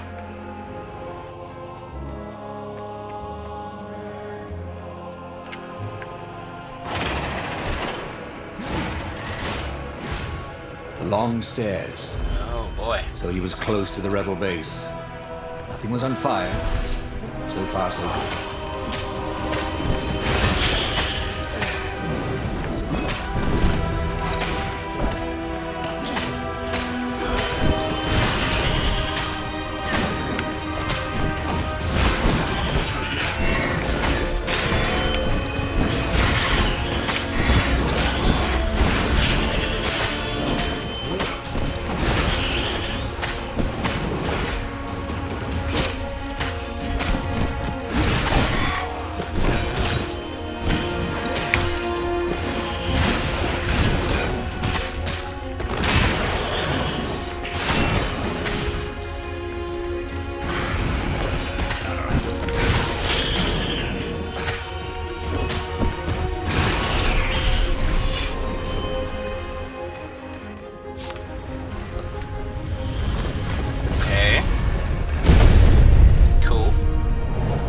He needed some way to break the ice with this wall, so to speak.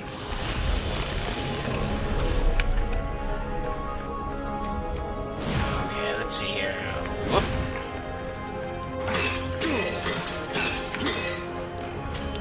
Okay, that was weird. Those two pieces of ore fell through the floor.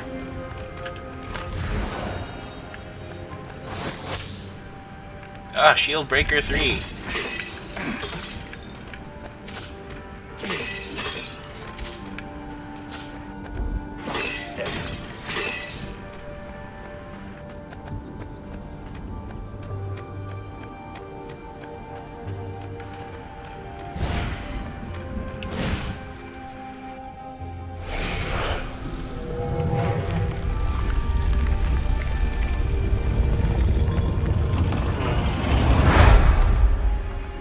Council toads swarmed around Zenobia, shocked she was there, shocked she had changed sides. Then the walls exploded. He heard toads croaking, "Oh, the ravens!" Blackbirds were pouring through holes everywhere. "It's a trap!" cried the council speaker. In the confusion, he saw flashes of magic. Then Zenobia being hustled off by Imperial troops. So she had betrayed him after all. Renato ran for his ship.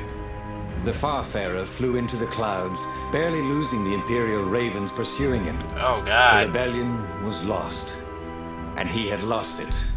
There was nothing to do but find Zenobia and make her pay for her treachery. Wow. His heart ached. He still loved her. But he had trusted her, and he had been a fool. She would be back at the fleet, gloating with her mad, bloodthirsty father. For all Renato knew, she was helping him bring back the old, lost gods back from their exile. There you go.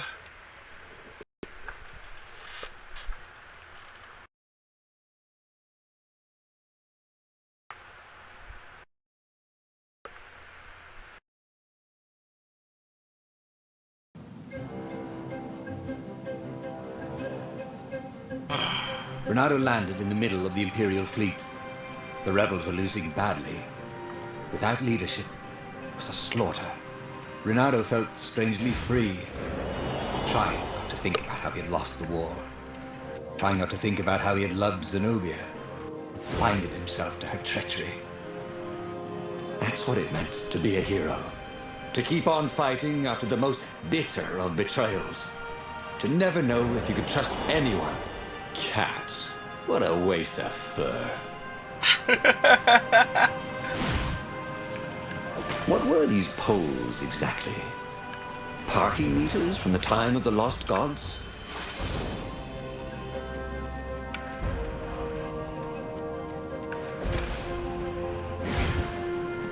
Okay, there we go.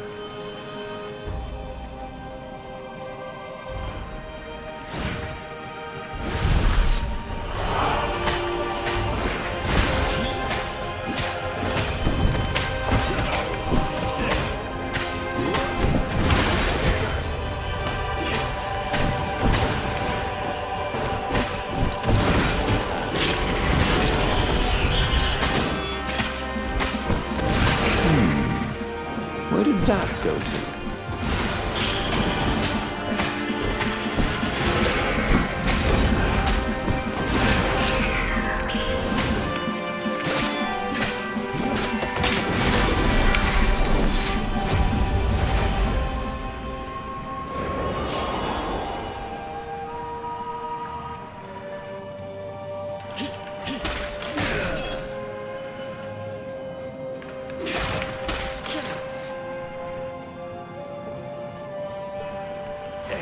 It was definitely easier to fight inanimate objects.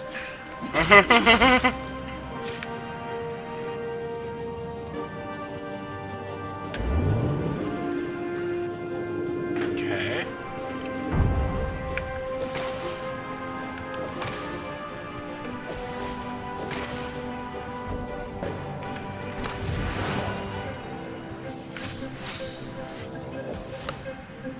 Okay, this time I'm gonna try going the... Oh, can I not? Nope. Okay then.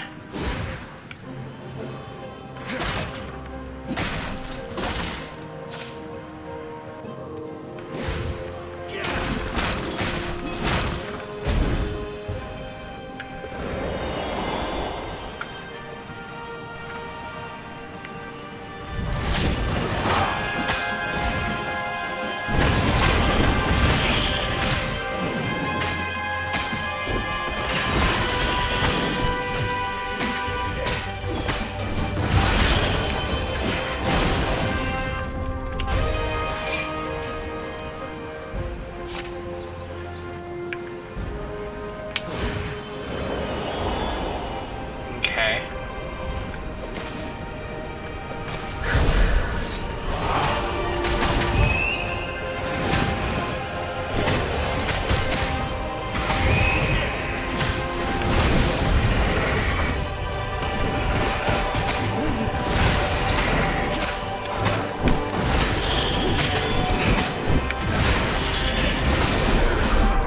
There.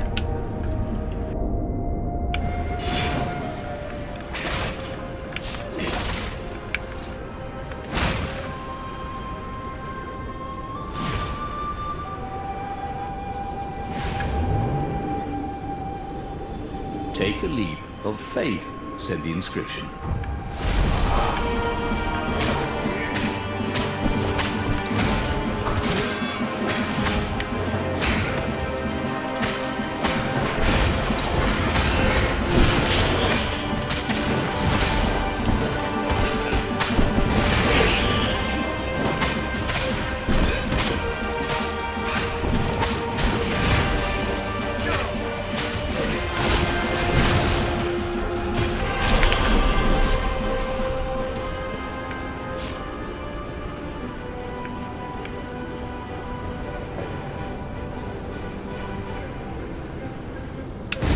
happened to Lupino? Had the Mad Rabbit fled to safety? Or was he forlornly carrying on like the few rebels Renato could see here or there? It didn't matter anymore. All there was slash and spin, parry and lunge, over and over as he fought his way across the fleet. All there was finding the girl he'd once loved, who had used his love against him and putting as big a hole in her heart as she'd left in his.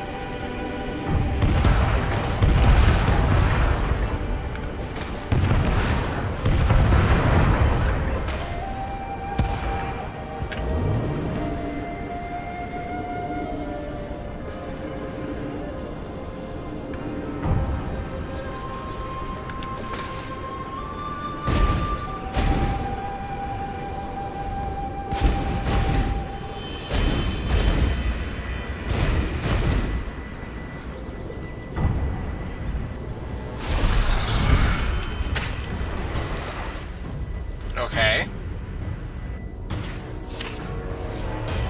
Buffed ravens are very dangerous.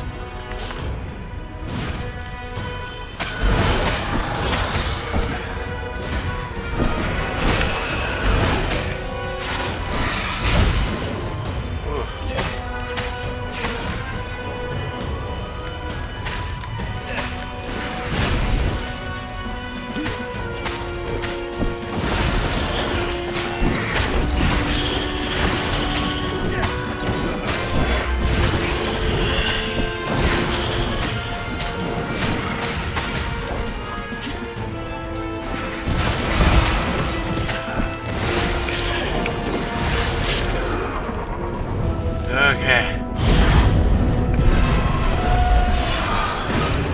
What now? What? What? Okay.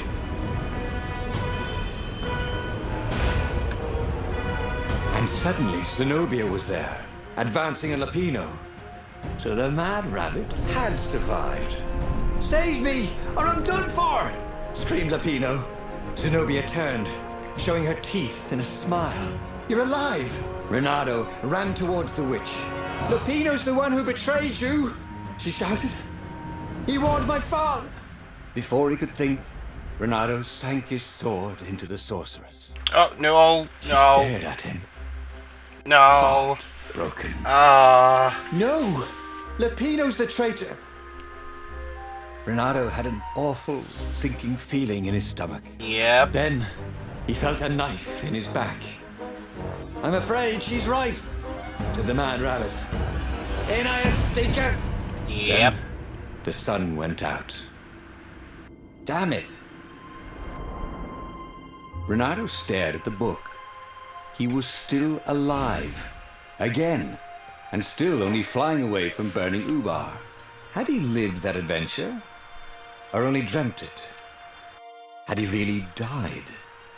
It felt so real, not like a dream at all. And he'd lost again. Oh, he hated that. But he had made different choices. And he'd lost in a different way. It was the book, wasn't it? Oracles showed you your destiny. But this was showing him different ways he could die miserably. Thanks a bunch, book, he thought. But these were destinies that he did not have to fulfill. And he hadn't learned anything new this time. He'd done the same thing twice, yet expected a different outcome. Okay.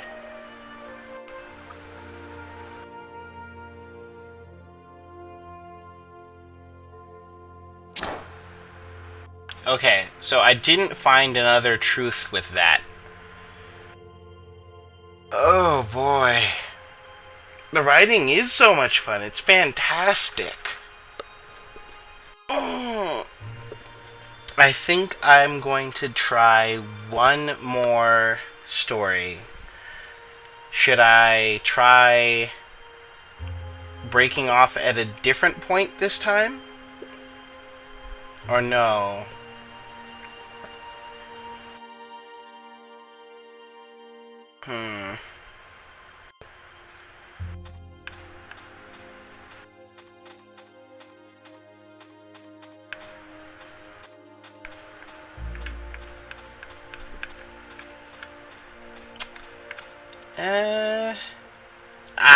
Whatever. I'm gonna make different That decisions. meant there must be a destiny where he survived and won, right?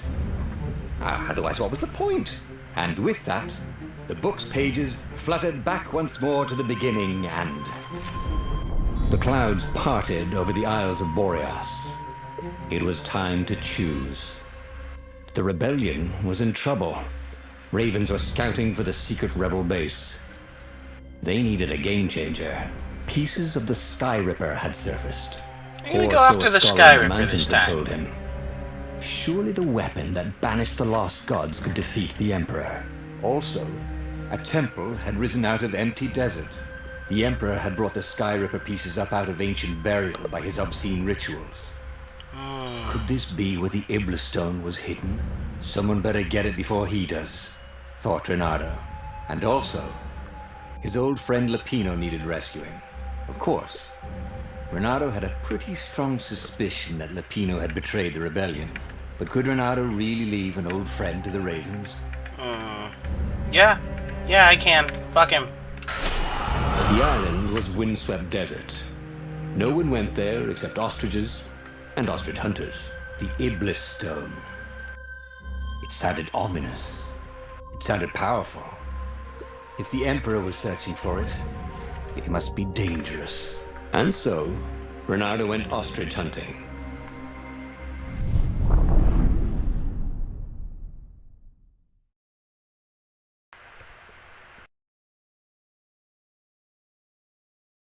Oh, I did not see that your laptop Every had child could electrocuted sing you. verses about the But Sky Ripper.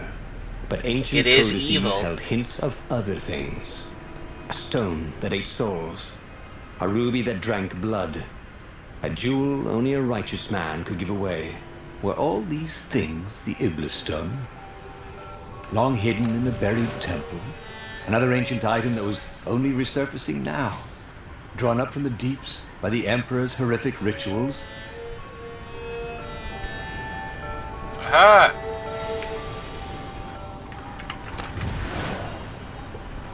Even more goodies. He had all the ingredients for a pretty nifty sword. Workbench. Sword.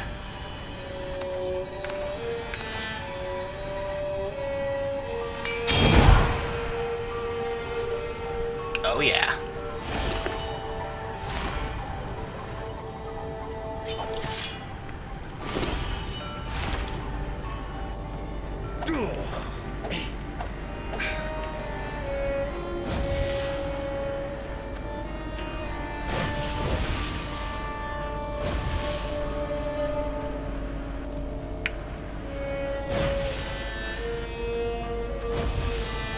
Oh, okay. So, I was going in the right direction.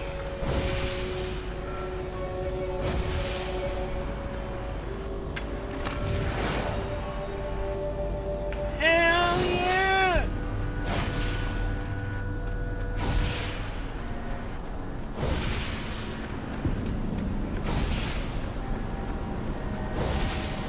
Renato distrusted doors that opened automatically, especially after being buried for millennia.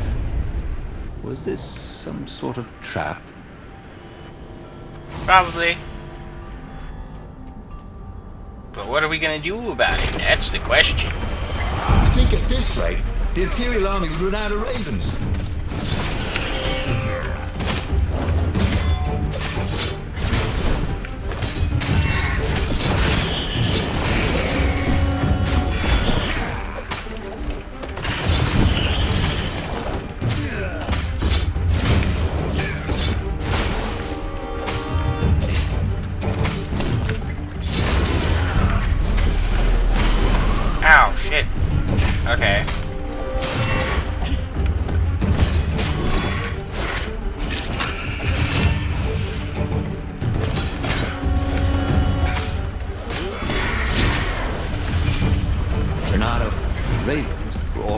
fear, cawing in frustration.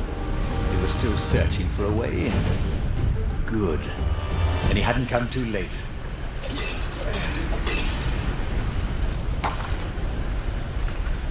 Okay, I have 2 points.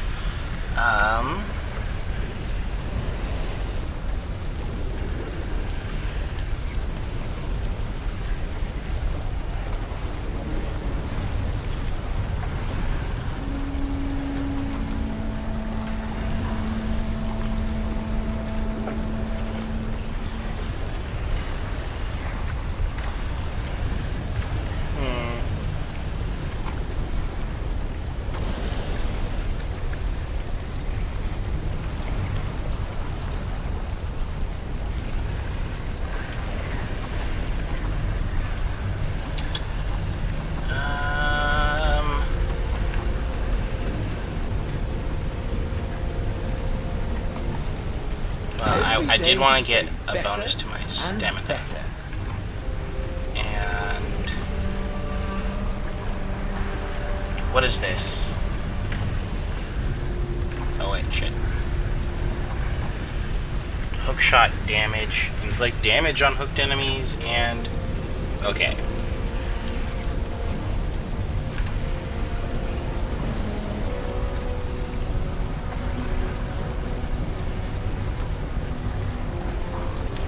Okay. So dash damage will be a thing.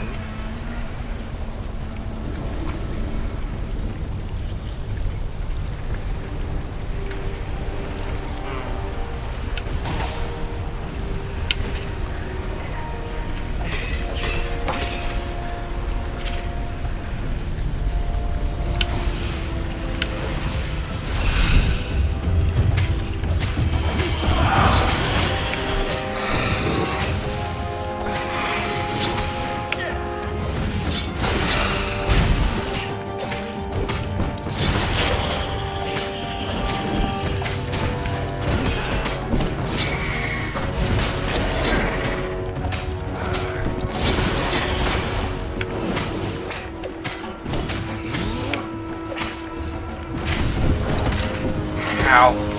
Shit.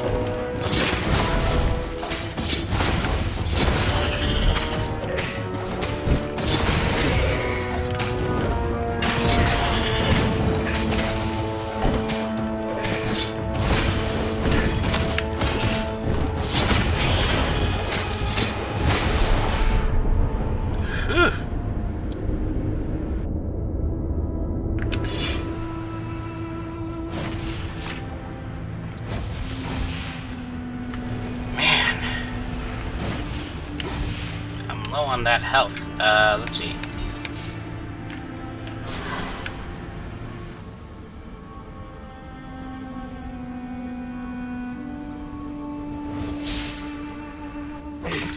Think of all the artisans he was creating employment for. Truly, he was a job creator.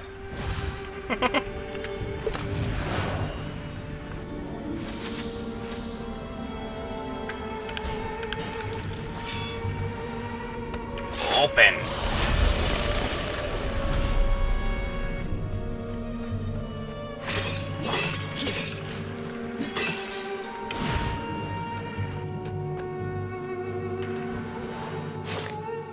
Find the stone.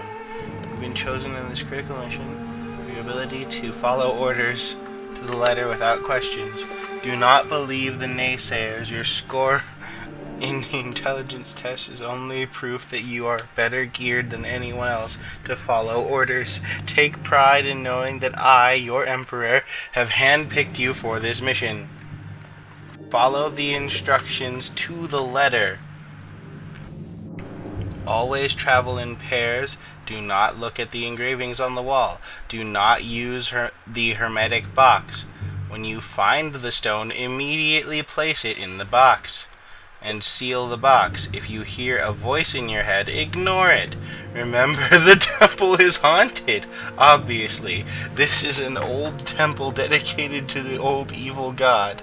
There were blood sacrifices. Of course it would be haunted. Ignore the voice in your head. Remember, ghosts cannot hurt you, but they will try to confuse you. When you hear a voice, take the drowsy pill. If you meet another soldier with this stone, and it is not in the hermetic box, immediately spray them in drowsy gas. Find the stone, put it in the box, seal the box. And most important of all, find the stone. Okay.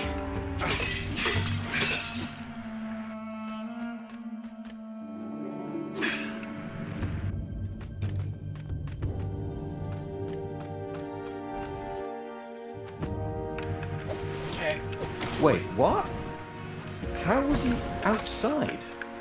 Hadn't he taken an elevator into the depths of the earth?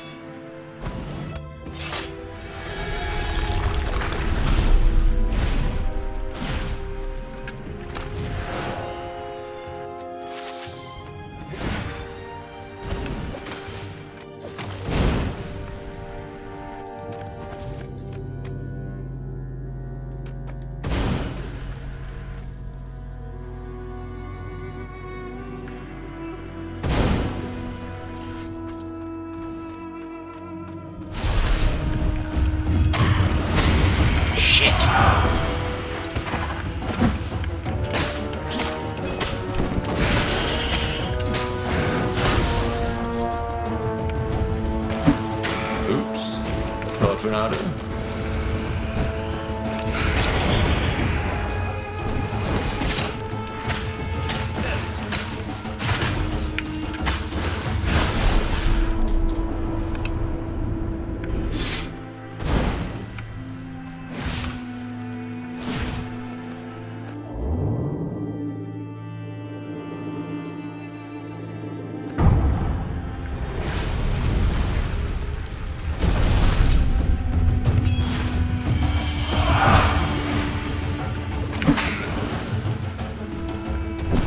This is yours, said Renato, but he couldn't hear his enemy's answer.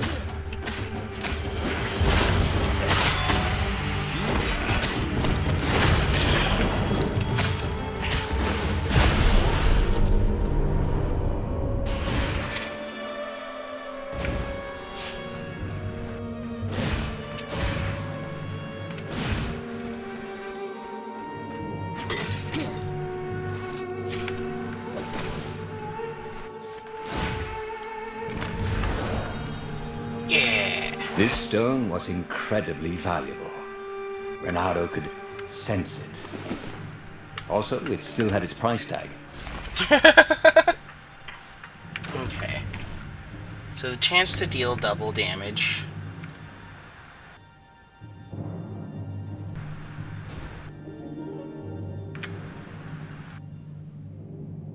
Increase your chance of rare loot by 1%.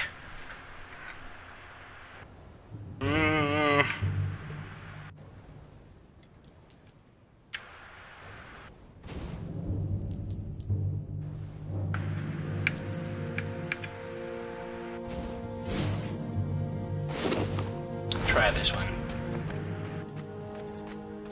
How could a temple to Iblis still even exist? The transcendent emperor had destroyed all the shrines of the lost gods after exiling them. Had it been buried in that long-ago battle? Or had Iblis foreseen his fate and hidden it from his enemy?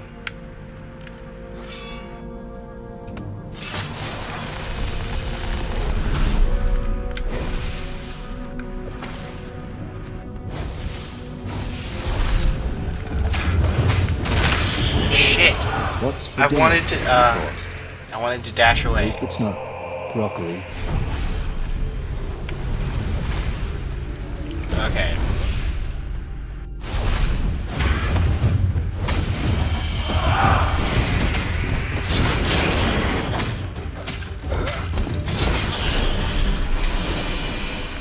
There we go.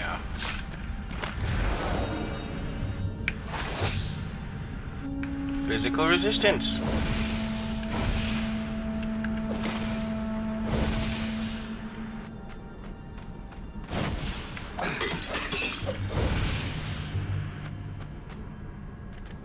Okay.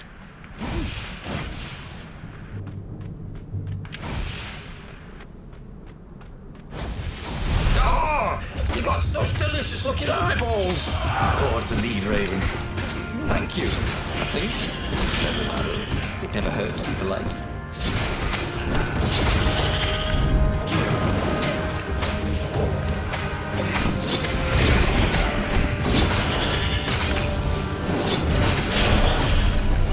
There we go. Ow.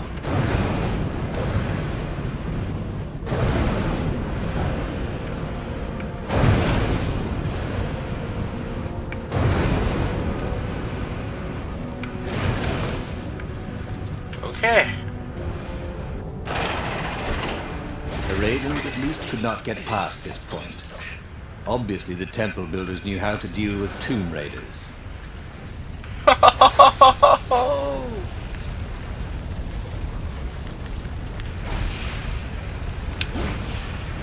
They've got your number, Lara.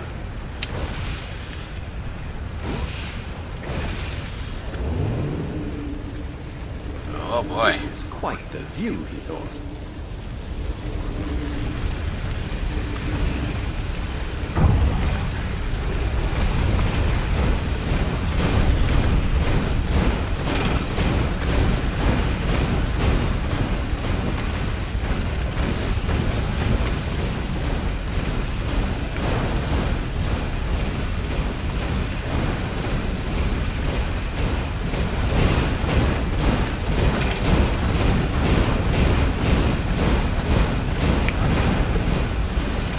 His hook didn't break.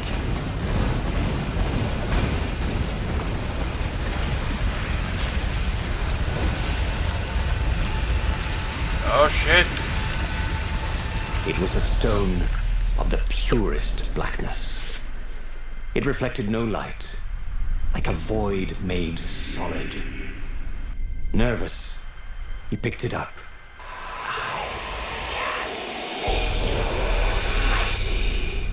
Who said that? It was the stone. Eager. Thirsty.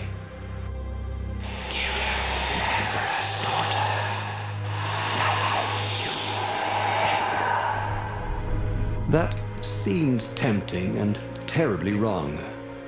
Zenobia was the Emperor's greatest general and a potent witch. But they had been close once. And Renato wasn't sure he really wanted to be Emperor. Why not capture the core of Sky Ripper instead? It was the eye of a lost god torn out by the transcendent Emperor to power his greatest weapon. It's the core, said the stone anxiously.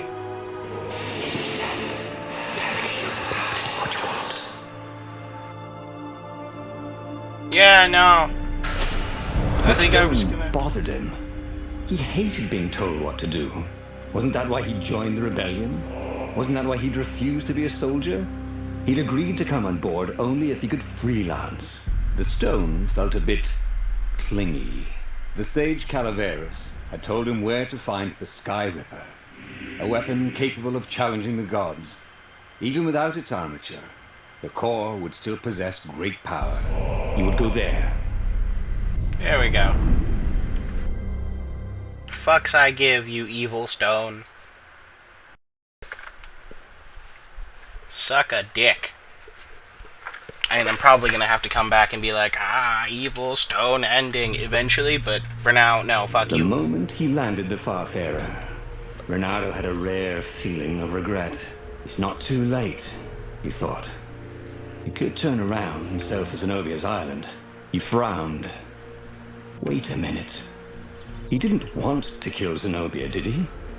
Sure, technically she was the enemy, but they'd been at Sword Fu school together.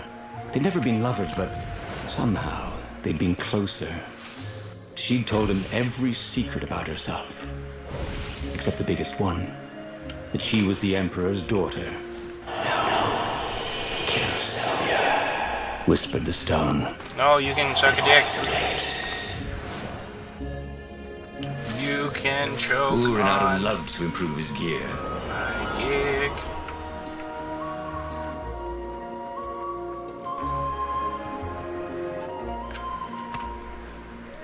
Oop.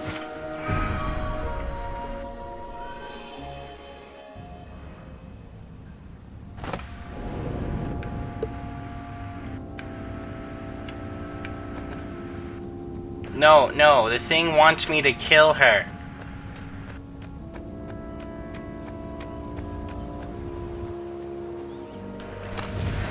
A chest full of old banana peels. There had to be more. There was. There was something sour in the air.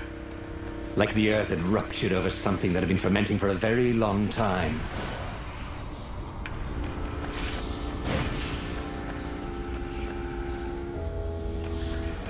You want to go and kill her? Really?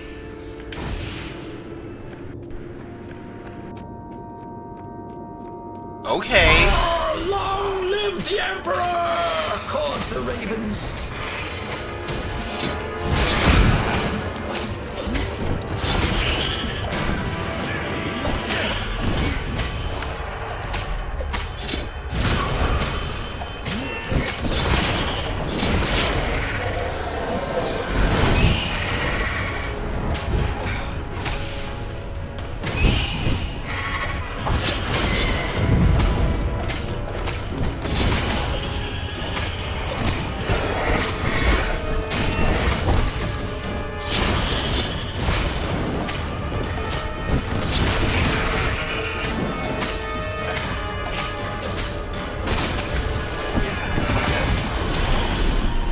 A swerve of newly remembered. The stone hadn't lied about what it could do for him. With each raven he cut down, he felt a jolt of power flowing into his arm. Whispered the stone. The core will kill you. Are you afraid of it? Don't be ridiculous. It chuckled. But it's unstable. It will poison you so much as carry it. And if you try to use it, it will explode catastrophically. Renato did not trust rocks that talked in his head. He went onwards. I don't get you, Sally. Literally, you're like, you would want to take the Stone of Iblis to her so I could try and kill her with it, so I could gain. That's so greedy.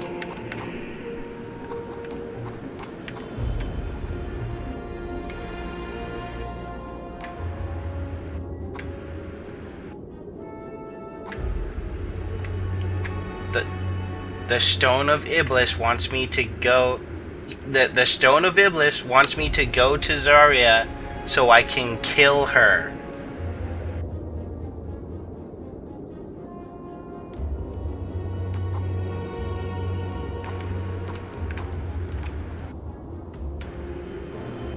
So you target an enemy with dash. Yeah. So I could do more damage with my dash. I like dash damage, but Nice. That could be useful. there we go.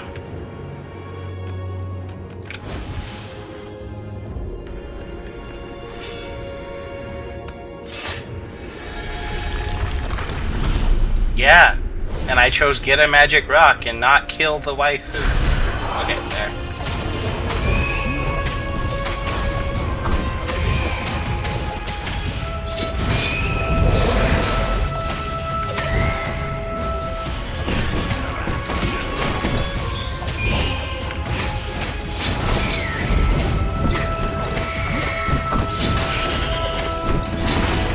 Ow. You fucker.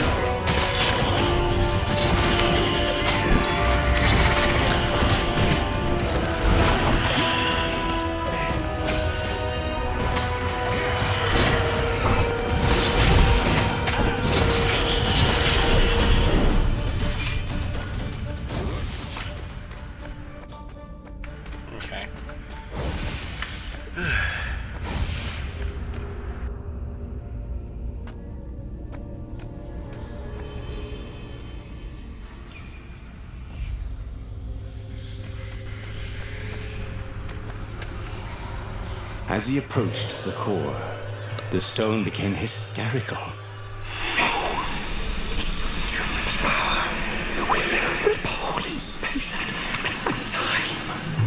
He had a sudden vision of plunging his gauntlet into the core and dying in anguish. That wasn't his vision, was it? The stone had sent him its darkest fears, hadn't it? He had a sudden impulse to do exactly that. He raised his right fist and plunged it into the core. There was a rush of light. He thought he could hear the stone screaming. And then he passed out. When Renato came to, the core was gone. But the Iblis stone was no longer black, but glowing with a blue light. Oh. And it was silent. I can't hear you, he sang out. And, yoo-hoo! It didn't answer. Ha, he said. He had defeated the demonic gem with the power of his mind. He felt invincible. It was time to attack the Imperial outpost on the Nexus. Take the battle to the enemy. But among the huge crystals, there was also an observatory. A wise man would probably ask the scientists exactly what he had first. How wise was he? Should I ask about my purified stone or just go fighting people?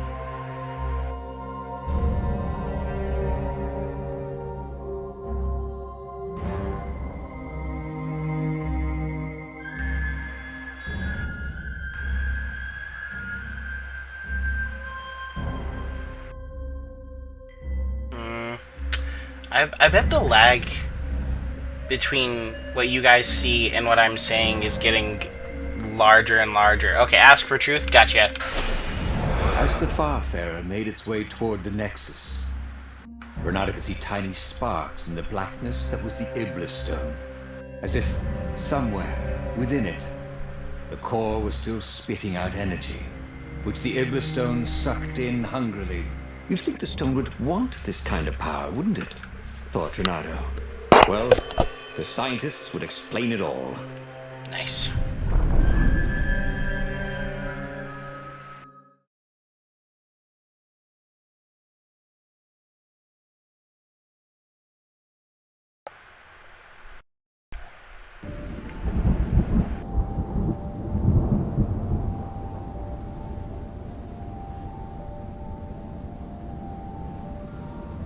See? He'd trusted his gut, and it had worked out. That's what it meant to be a hero. To ignore the naysayers and the odd-makers, and do what you knew was right, and have it turn out to be the right thing. He wasn't worried. Once he got to the observatory, the scientist toads could explain it. Then he could carry the war into the enemy's camp and destroy them all.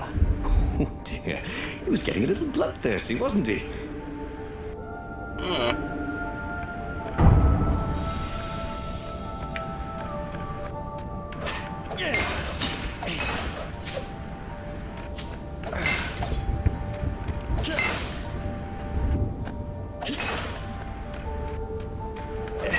Renato hoped his mother wasn't watching.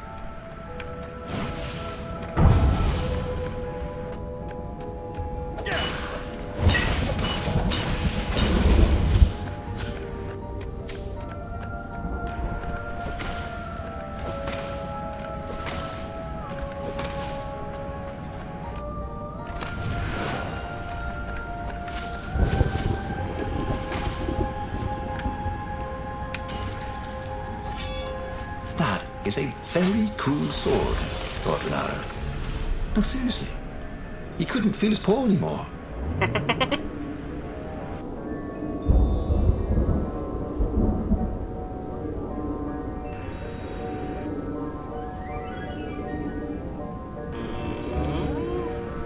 Where am I going? Okay.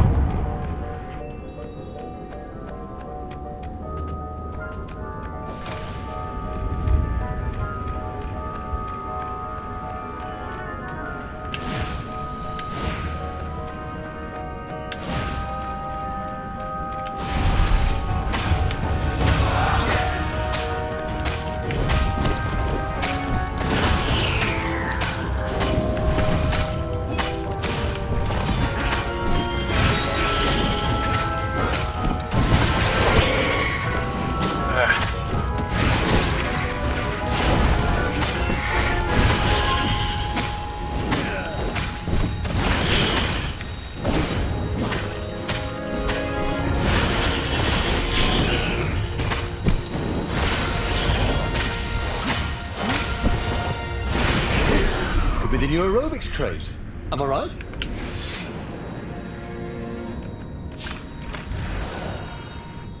Yes! More critical chance.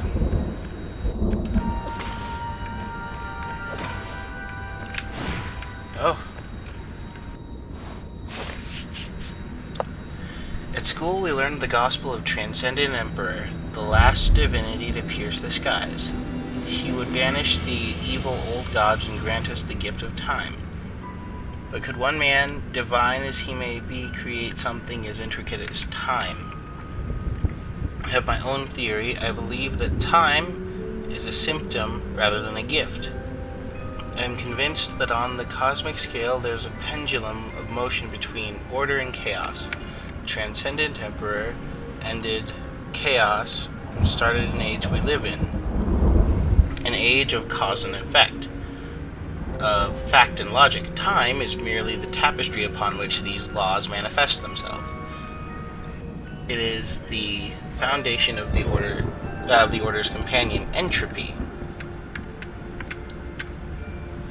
But in the age of chaos, when the old gods reign, perception carries more weight than fact. Emotions can shape worlds, and time ceases to exist. The age of order is ending. I am merely helping the inevitable. Entropy has been broken. Fate has been reached. The end of time is coming, and I shall embrace it.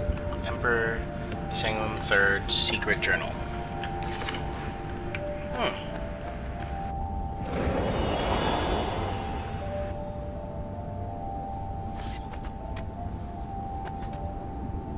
What else could you hook?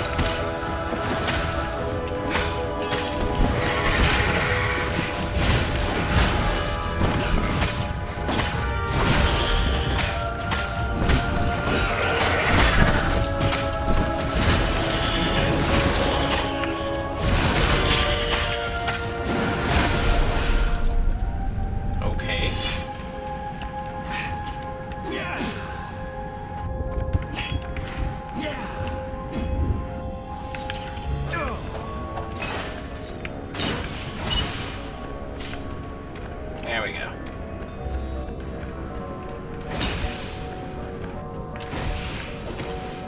Bernardo had never felt better in his life. Normally, a battle would wear him down and he would need a night's sleep. Now he felt like he could go all night and all day. He felt like people were cheering him on, and he could practically hear their applause as he slew one raven after another. Oh, wow. Oh, wow.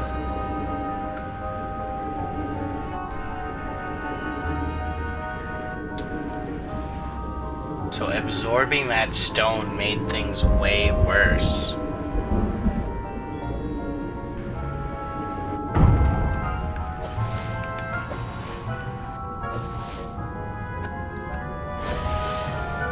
Oh. Okay. The Iblis Stone and the Skyripper Core. Two artifacts from the time of legends. Bernardo was becoming a legendary hero, wasn't he? He had enough power to save the rebellion, but he had to understand this power, so he would not misuse it.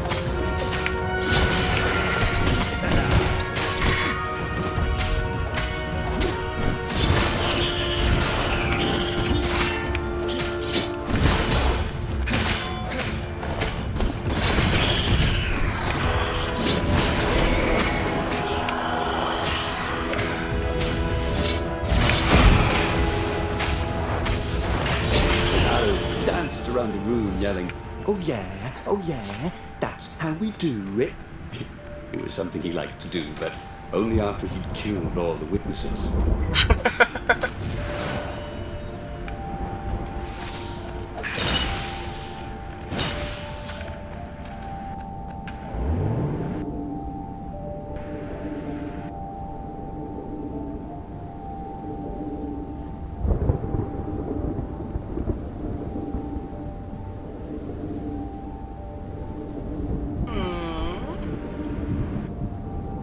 Okay, well, at least this time not everyone is dead when I make it here. Instead, there's just less people. The toads at the observatory measured the stone with their occult devices. I fed it the core of Sky Ripper, explained Renato. No more deeply blood souls. But the core is not an unlimited energy source, said one toad. Another said, there's a feedback loop, you see, which could overload the stone. The stone doesn't actually feed on souls, claimed a third. But on pain of killing another sentient being. If you can truly be at peace with yourself, it would not overload. This was all very confusing. At peace? Yes, the mountains were peaceful and quiet, but he now had the power to turn the tides. He should report to the Rebellion Council and prepare for the decisive battle. Okay.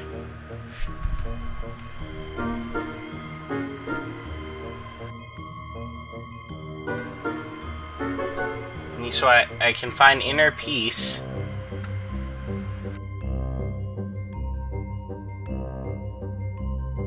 So I could try to, yeah. So I could go the peace route, or just risk blowing the shit up.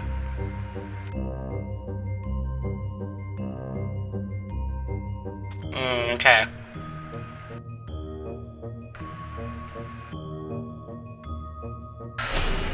The one thing he understood from all the toad arguments, maybe the stone did not feed on blood or souls or rage. It fed on empathy. It fed on the pain he felt when he put an end to another being's existence. Even if that other being was a raven intent on killing him, if he could find peace, then he could use the power of the Ibla stone without being taken over by its evil. The mountains. He would go to the mountains. He could find peace there. Okay.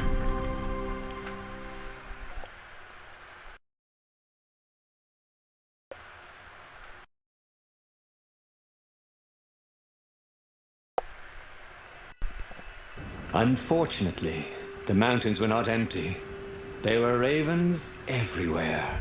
No matter. He had to fight, yes, but he didn't have to be angry. Parry, dodge, slash, and breathe. Yes, focus on the rhythm, the dance of it, not on the blood or the raven's core as they died. Ah, it was working. He wasn't feeling those dark jolts of eldritch energy. He wasn't feeling the Iblis stone.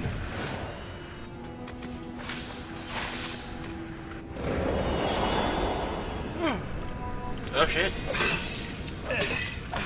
Okay. Ooh.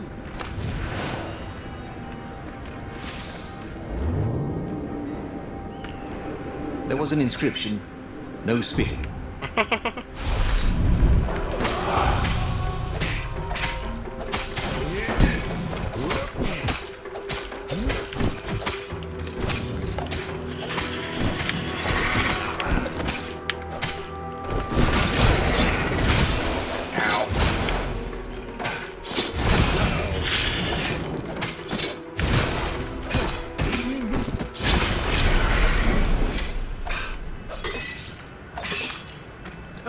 The stone was still silent.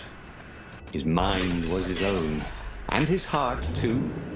He bore them no ill will, these ravens. They were doing their job. They were expressing their nature. Dance, whirl, parry, jab, and breathe. It was all so simple, wasn't it? But something was missing. He didn't feel truly at peace. Wait. Wasn't this near where Calaveras lived? The sage would help him figure it all out.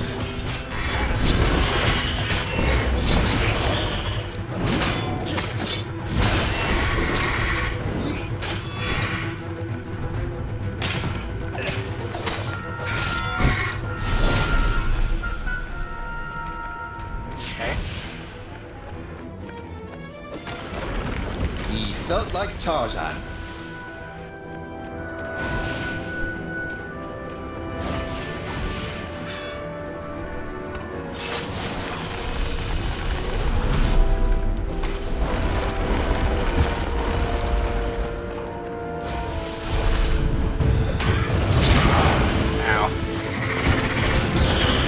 Oh my god.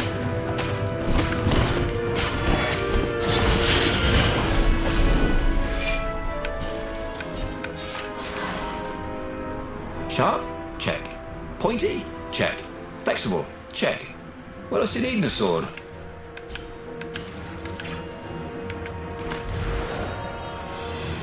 Yeah. Elemental resistance, huh?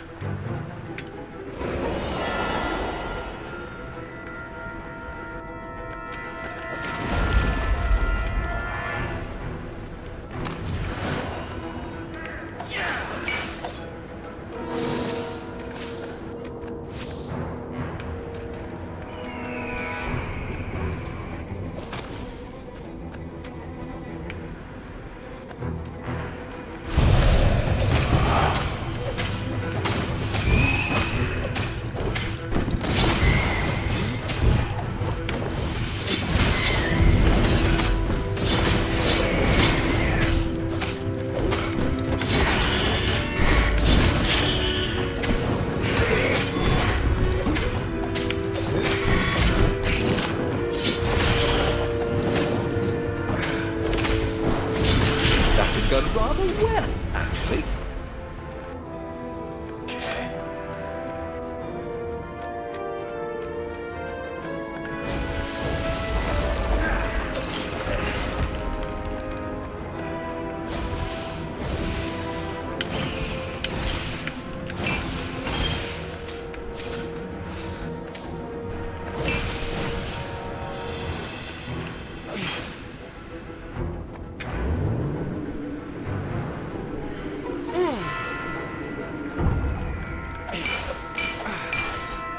There had to be something useful in these things, didn't there?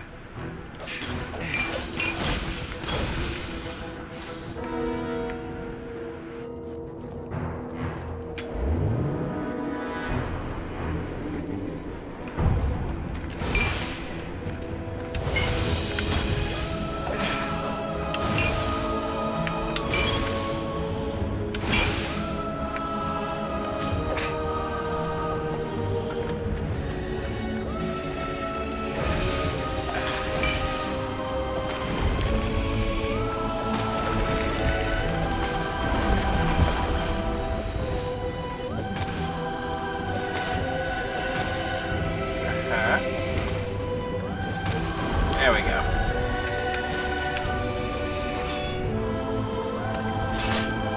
I almost like missed this because I couldn't see it properly. What's there?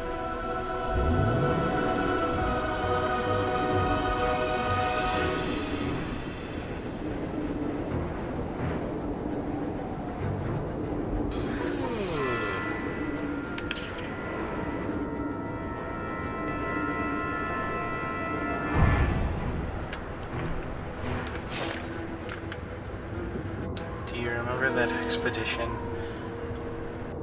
I've sent to the depths beneath the island? They returned. Well, 3 ships have returned out of the 8 I sent. Of course, I mourn the losses, but the knowledge the survivors brought back is invaluable. What they have experienced is incredible. The air gradually grows denser and more turbulent until it becomes suffocating, bone-crushing thunderstorm. But the islands keep stretching for miles below the surface, and they have roots that radiate downward far beyond sight. The islands are alive. This is proof I was looking for. The thick air of the depths keeps them afloat, and in the depths they find their sustenance. Do they have a conscience, or are they aware of our existence, or are we merely parasites that they ignore or tolerate? I must prepare another expedition. This time I will go myself. I need to see this wondrous world of the endless deep sky. I hope you will visit me before I leave. I would like to hear more about your that new friend of yours, Reynardo. With love, Father.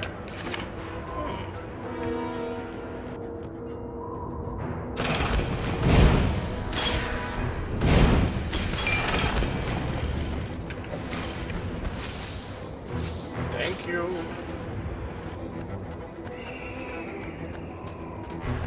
Okay.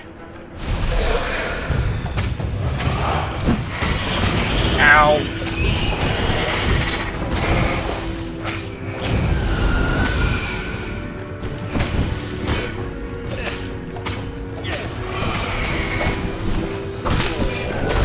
Okay, That fine. could have gone better, thought Reynardo as he died.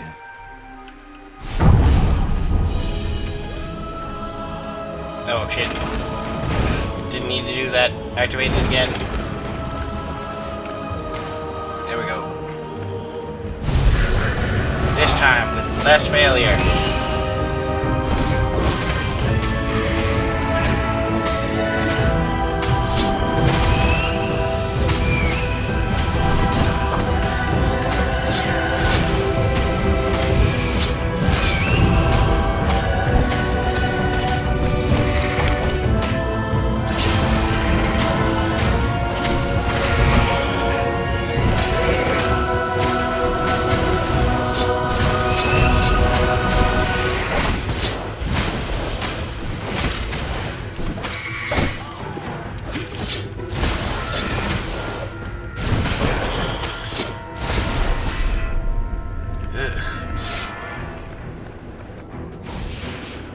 That was less than If fantastic. only he had some way to break the ice. Or convince it he was a friend.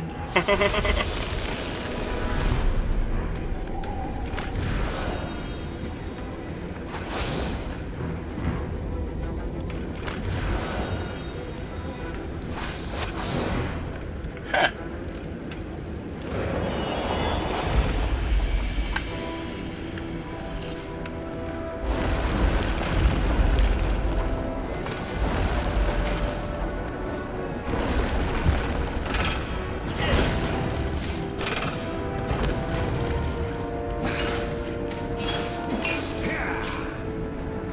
As for the gate, well, you could take her or leave her.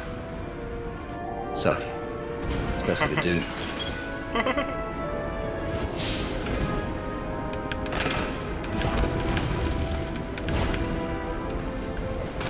The Iblis Stone, silenced by the Sky Ripple's core, had given Reynardo enough power to challenge the Imperial fleet. But what Reynardo was seeking was inner peace. The rebellion was on the verge of extinction, and it would have to wait.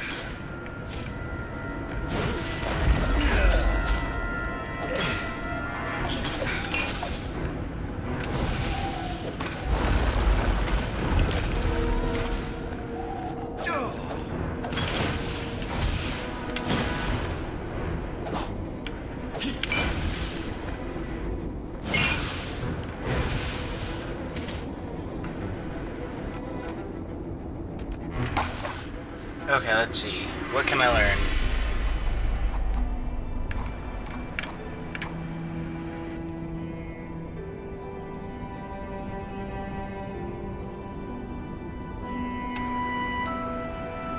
Okay.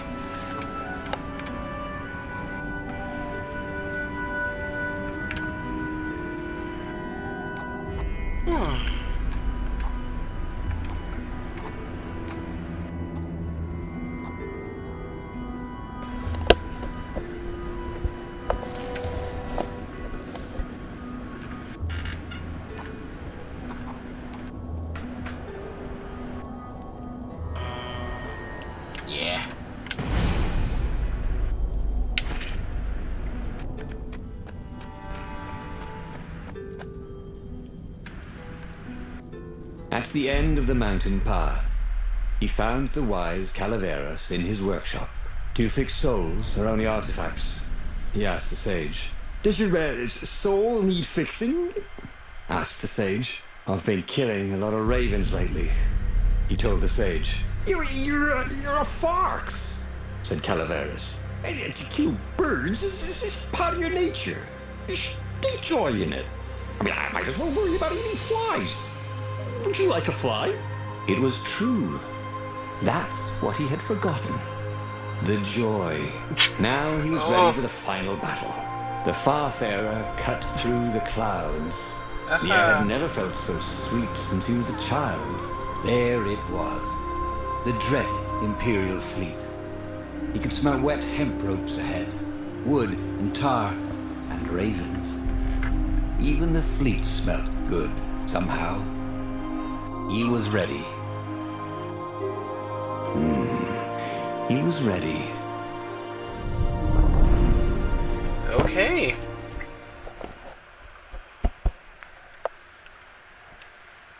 The journey of a hero who doesn't go after the girl. I like this.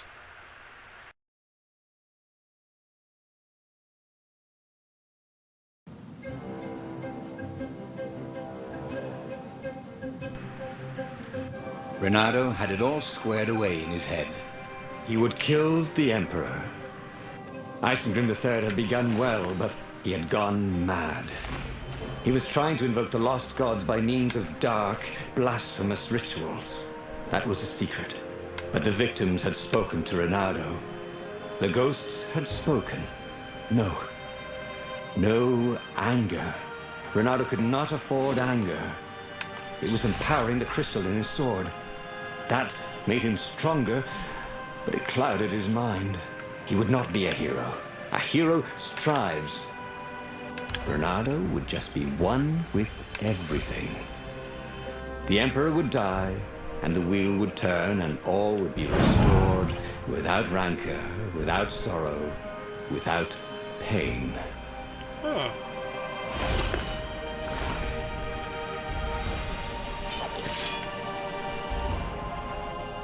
Okay.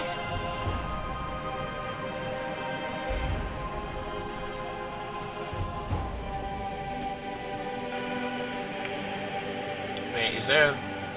I saw a doorway. Oh well. Time to go.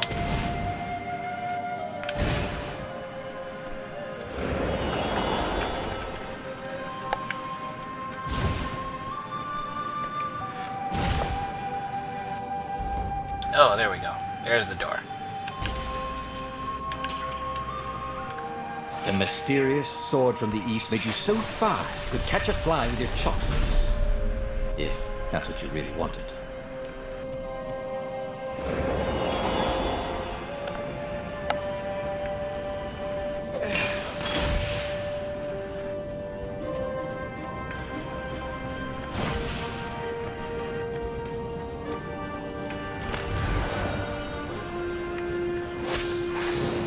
Yay.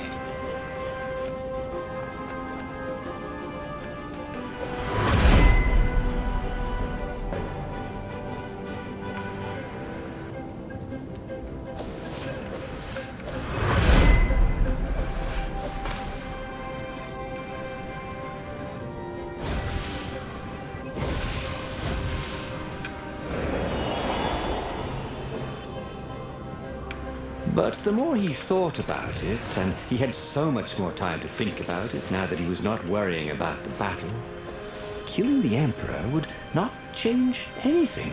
Another would take his place. Perhaps Zenobia. Perhaps the Speaker of the Rebel Council, and power would corrupt them too, and death would make grief, and grief would lead to hatred. No, you must lead by example. Reject the violence. Reject the desire to create violence. But how?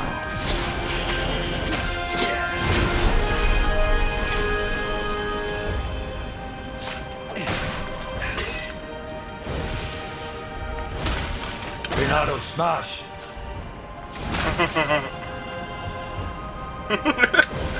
Ah!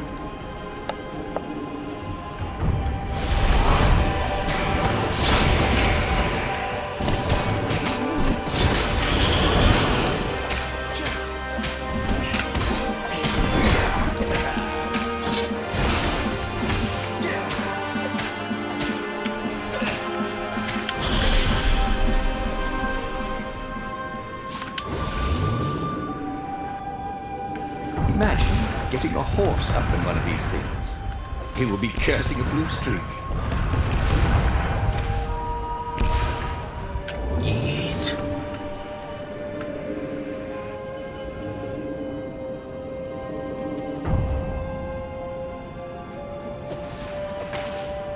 There we go.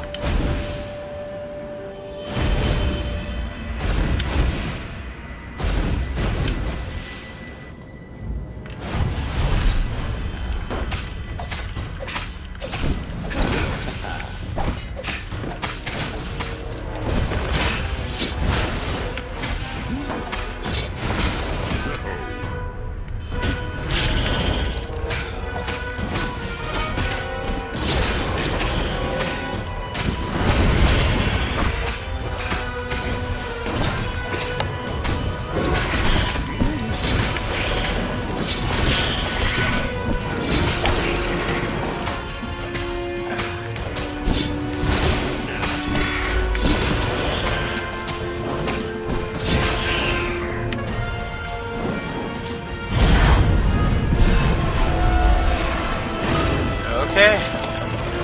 Let's see what this ending has in store. Finally, he came to the Emperor's ship. The path behind him was strewn with dead ravens. The path to enlightenment. His mistake, he realized, was trying to change the world. The world would spin and the wheel would revolve whether he strove against it or not. What he had to do was nothing. He had attained enlightenment. Oh He God. sat down, adopted a full lotus position, and began to meditate. And all around him, the warriors stopped fighting too. They knew. They could feel his enlightenment. They gave up fighting, dropped their weapons, and became his disciples. No, just kidding. The nearest raven stabbed him with a sword and then chopped off his head. I might not have thought this through properly. Thought Renado's head as it rolled around the deck and died. And just like that, he was alive again, and back on the Farfarer, still fleeing burning Ubar. The book was still open before him. So, the book was a portal. It took you to the future, when your destinies would branch. He had failed and died 3 times, but he'd learned another true thing. The Iblis Stone was evil. It would try to corrupt anyone who used it.